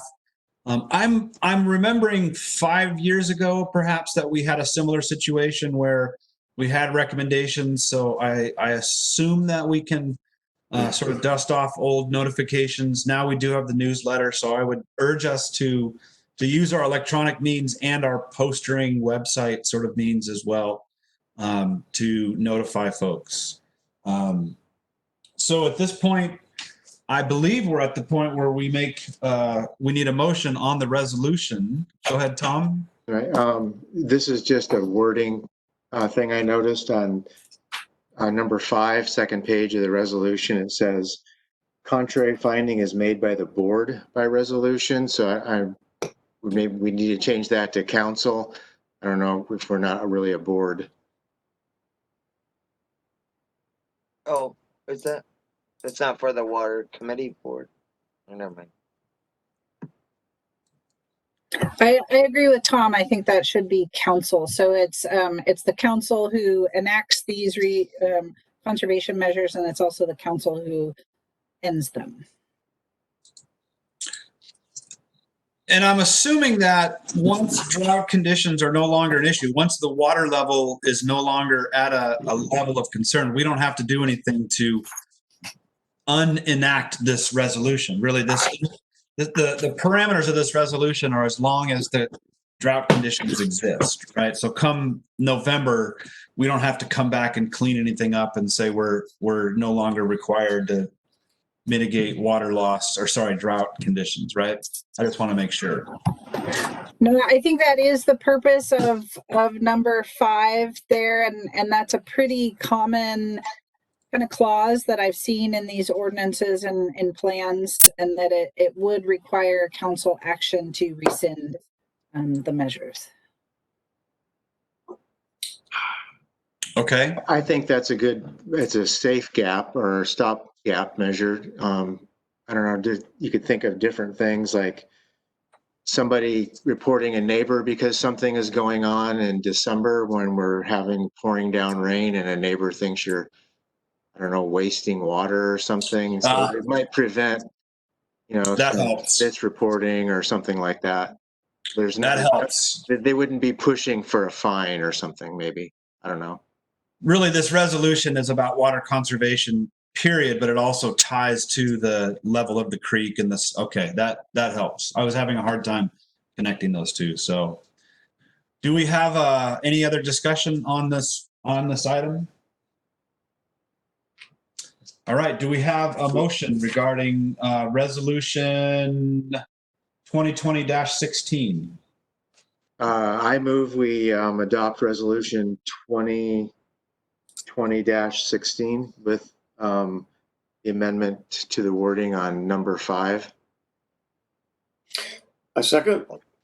We have a first and a second. All those in favor, show me a hand. Aye. Aye. Passes unanimously. Thank you very much for that discussion. And thank you also for preparing this to get ahead of it. Being in front of this is a lot easier than having to have an emergency meeting. So it really means a lot to be in front of this, anticipating lower flows and being ready for it.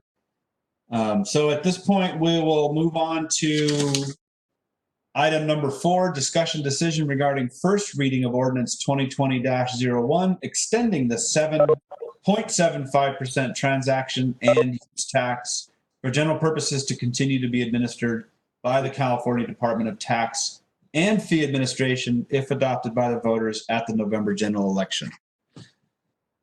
So, Eli, would you have any opening words for this? Yeah, basically, this is something that, needs to be done and it's part of the process. And as a result, our city clerk, who's actually working with getting everything done for the election and making sure that we have everything in place, put this together. So I'll turn it over to Gabe and he can address it.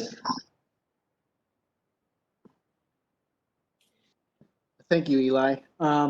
This is probably one of the least complicated agenda items on tonight's agenda, so I'm happy to take this one. The city has an ordinance in place that allows the current add-on sales tax to be in effect, and that ordinance has set a expiration date, and that was set almost 4 years ago when the current existing sales tax measure went into effect. And in order to, I guess it's,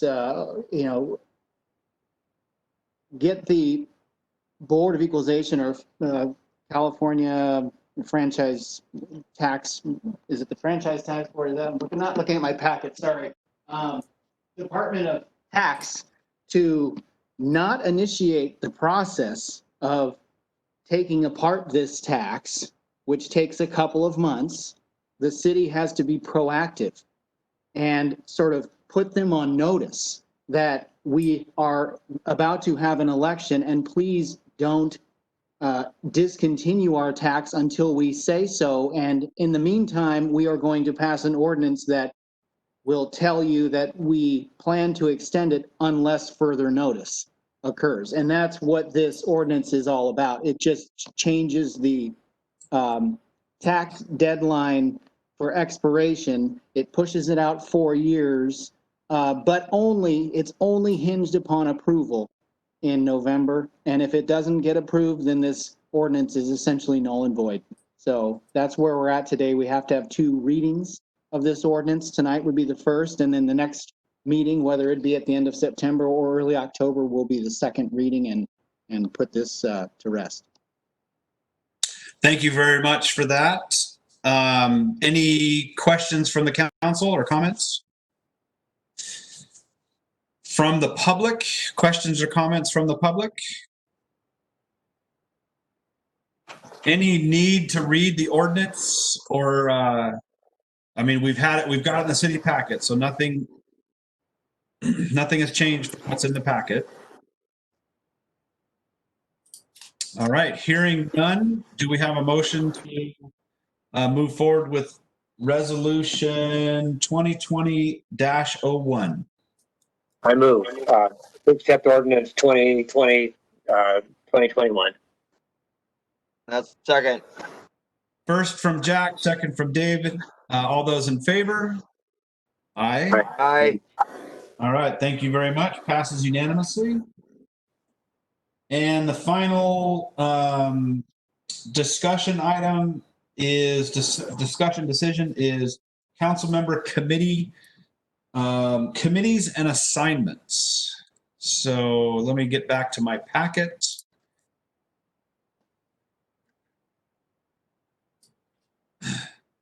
Newly appointed Councilman Klompus has expressed interest in expanding his role by taking on, I know, I'm reading it here, taking on Dwight's, assuming Mr. Councilman Miller's duties by default. Is everyone able to look at the current assignments of duties of committees and groups? Yeah, I do have some questions. Go ahead. The Indian Gaming Benefit Committee, I couldn't find any information concerning that. I don't know when they've met or who to meet with.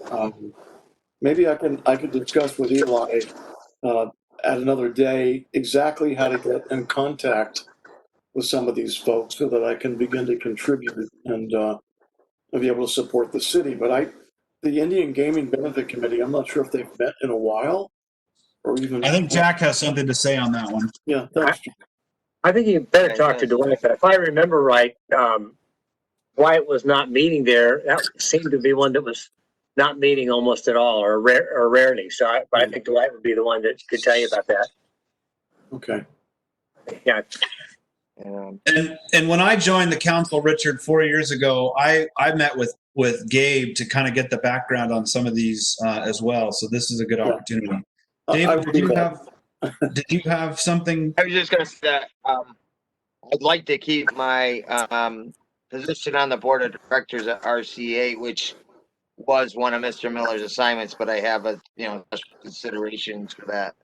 Some special training and stuff that I did specifically to be on that. So, I mean, I'm willing to take that or give another assignment if he still needs to do. But I think I only had a couple. That I was the first one. That's okay with me. Office of Emergency Services. I've never done anything. So. All right. Any other wishes to move around and take any other spots with some of these different committee assignments? Okay. Can you explain what the Office of Emergency Services is? The OES? I think Eli meets with those folks. Yeah. Well, I can tell you, that's a state level agency that deals with any type of emergency, meaning like actually drought would also fall in that category. But, something that is traumatic. So certainly if there's an earthquake, this is almost like the FEMA on the state level. Okay. Gotcha.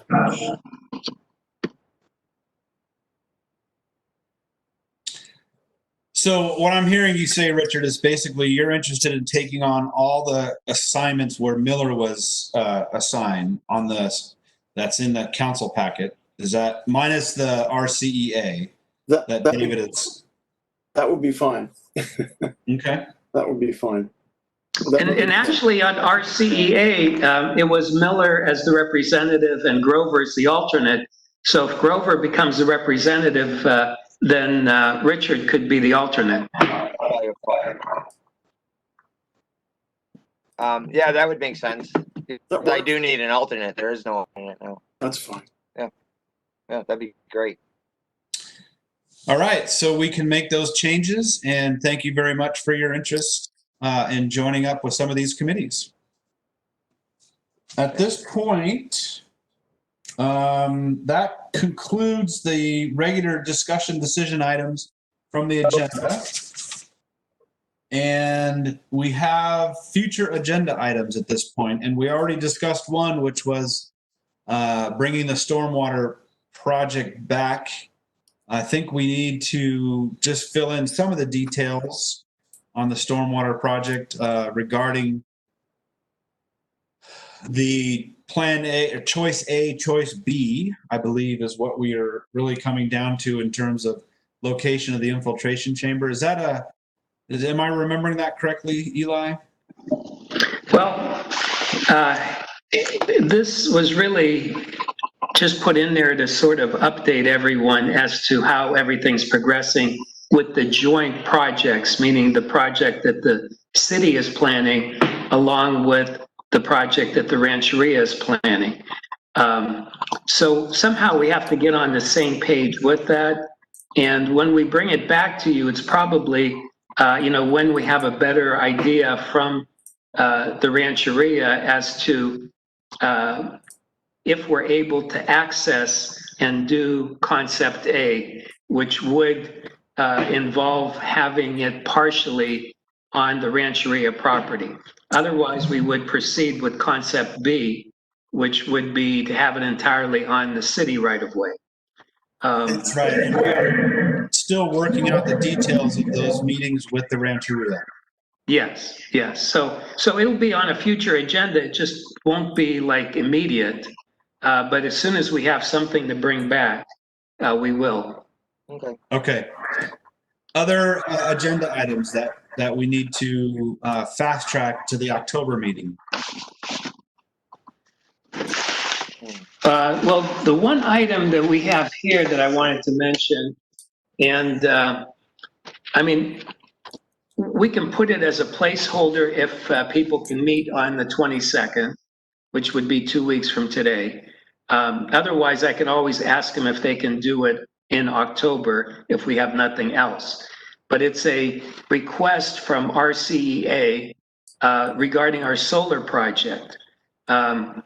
Basically, they said that happy to report that the city received 2 responsive proposals, and they were asking that we would set up a meeting, which would be for consideration of entering into energy service design - build contract for City Hall PV solar project. And in the notes here, I have recommended scheduling for this item would be September 22nd at a special meeting. That would be the preferred option. Otherwise, it's possible to keep it to the 11th if we didn't want to meet, or if there's nothing else that we're going to be addressing on the 22nd.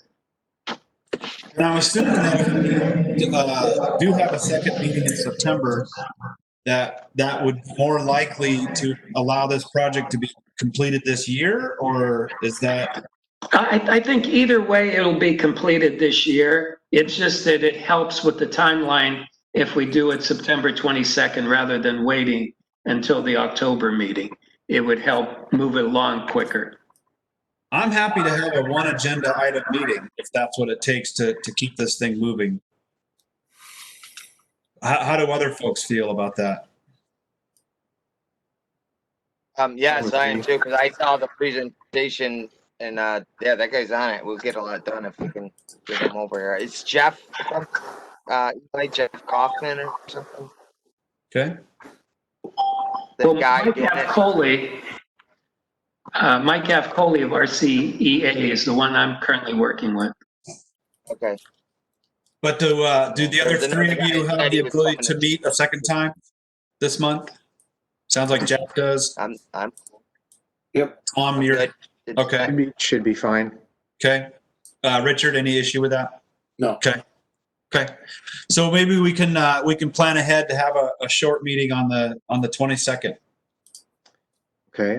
For the October meeting, a budget check. It's a quarterly, our quarterly budget check. Mm-hmm. That sounds, yeah, we agreed on that, right? Quarterly, you said? Mm-hmm. Okay. Other agenda items then that folks want to see? Would we have the second reading of this resolution regarding the extension of the 0.75%? We'd have to. Yeah, and possibly have that in the October meeting, because ideally you would have it 30 days apart, roughly, between first and second reading. So the October meeting would have the second reading. Right. There would also be a first reading for the TOT ordinance on that date, September 22nd. Yes. Okay. Yes. Yeah. So, so you're saying to do it in September rather than the October meeting? Why not? Okay. Well, it's up to the council if they want to have a second agenda item for that meeting or just go into October. Now, the TOT is actually an ordinance. Correct. So what I'm getting at is the 30-day thing, because if we do the 30-day, you could go from the October meeting to the November meeting.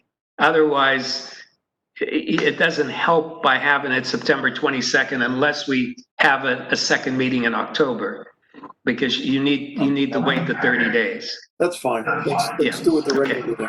Yeah. Okay, so the other item that I'm just going to mention, and then if someone has something else. So of course, we were talking about the Yurok tribe would like to have a government-to-government meeting. So in my discussion with the representative today, and let me just get my notes here. So Georgiana Jensaw So she did indicate that the whole tribal council of the Yuroks would like to meet. And I asked her, I said, we don't have the government meeting process set up, but if we have the whole council meet, then that could be an option. And she said that that would work for them. Then I told her that as far as how we would have the meeting and,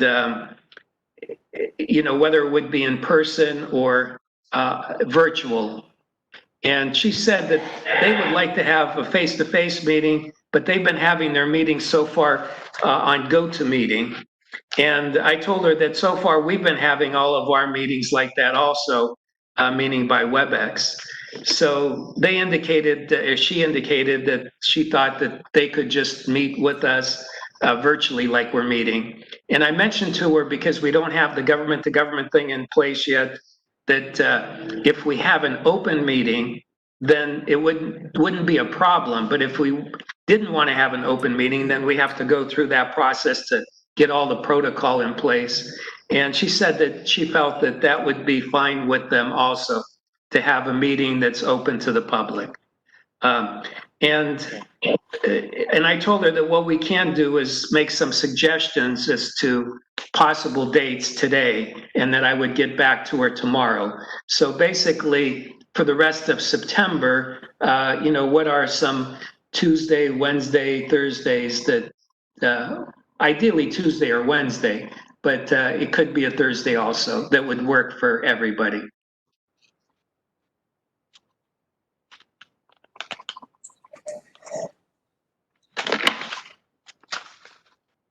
Well, I'm free the same week of the 22nd, so that's a Tuesday. So I'm free the rest of that week. Okay, so it could be let's say it could even be possibly that Monday, the 21st, 22nd. Of course, we'd have our meeting the 23rd, 24th, something like that. Of course, even the 22nd, if we had a meeting then, if it's a short one, we could possibly have their meeting also that evening. 21st, there's a Trails Committee meeting. On the 22nd? On the 21st. Oh, the 21st, okay. So the 22nd may be a possibility, or 23rd or 24th. How's that work for everybody? 22nd for me would be tough. 23rd and on would be good. Okay. I concur. Yeah, that whole week is open for me. 23rd would be fine. 23rd would be fine for Tom? Okay. And Dave, you said which days?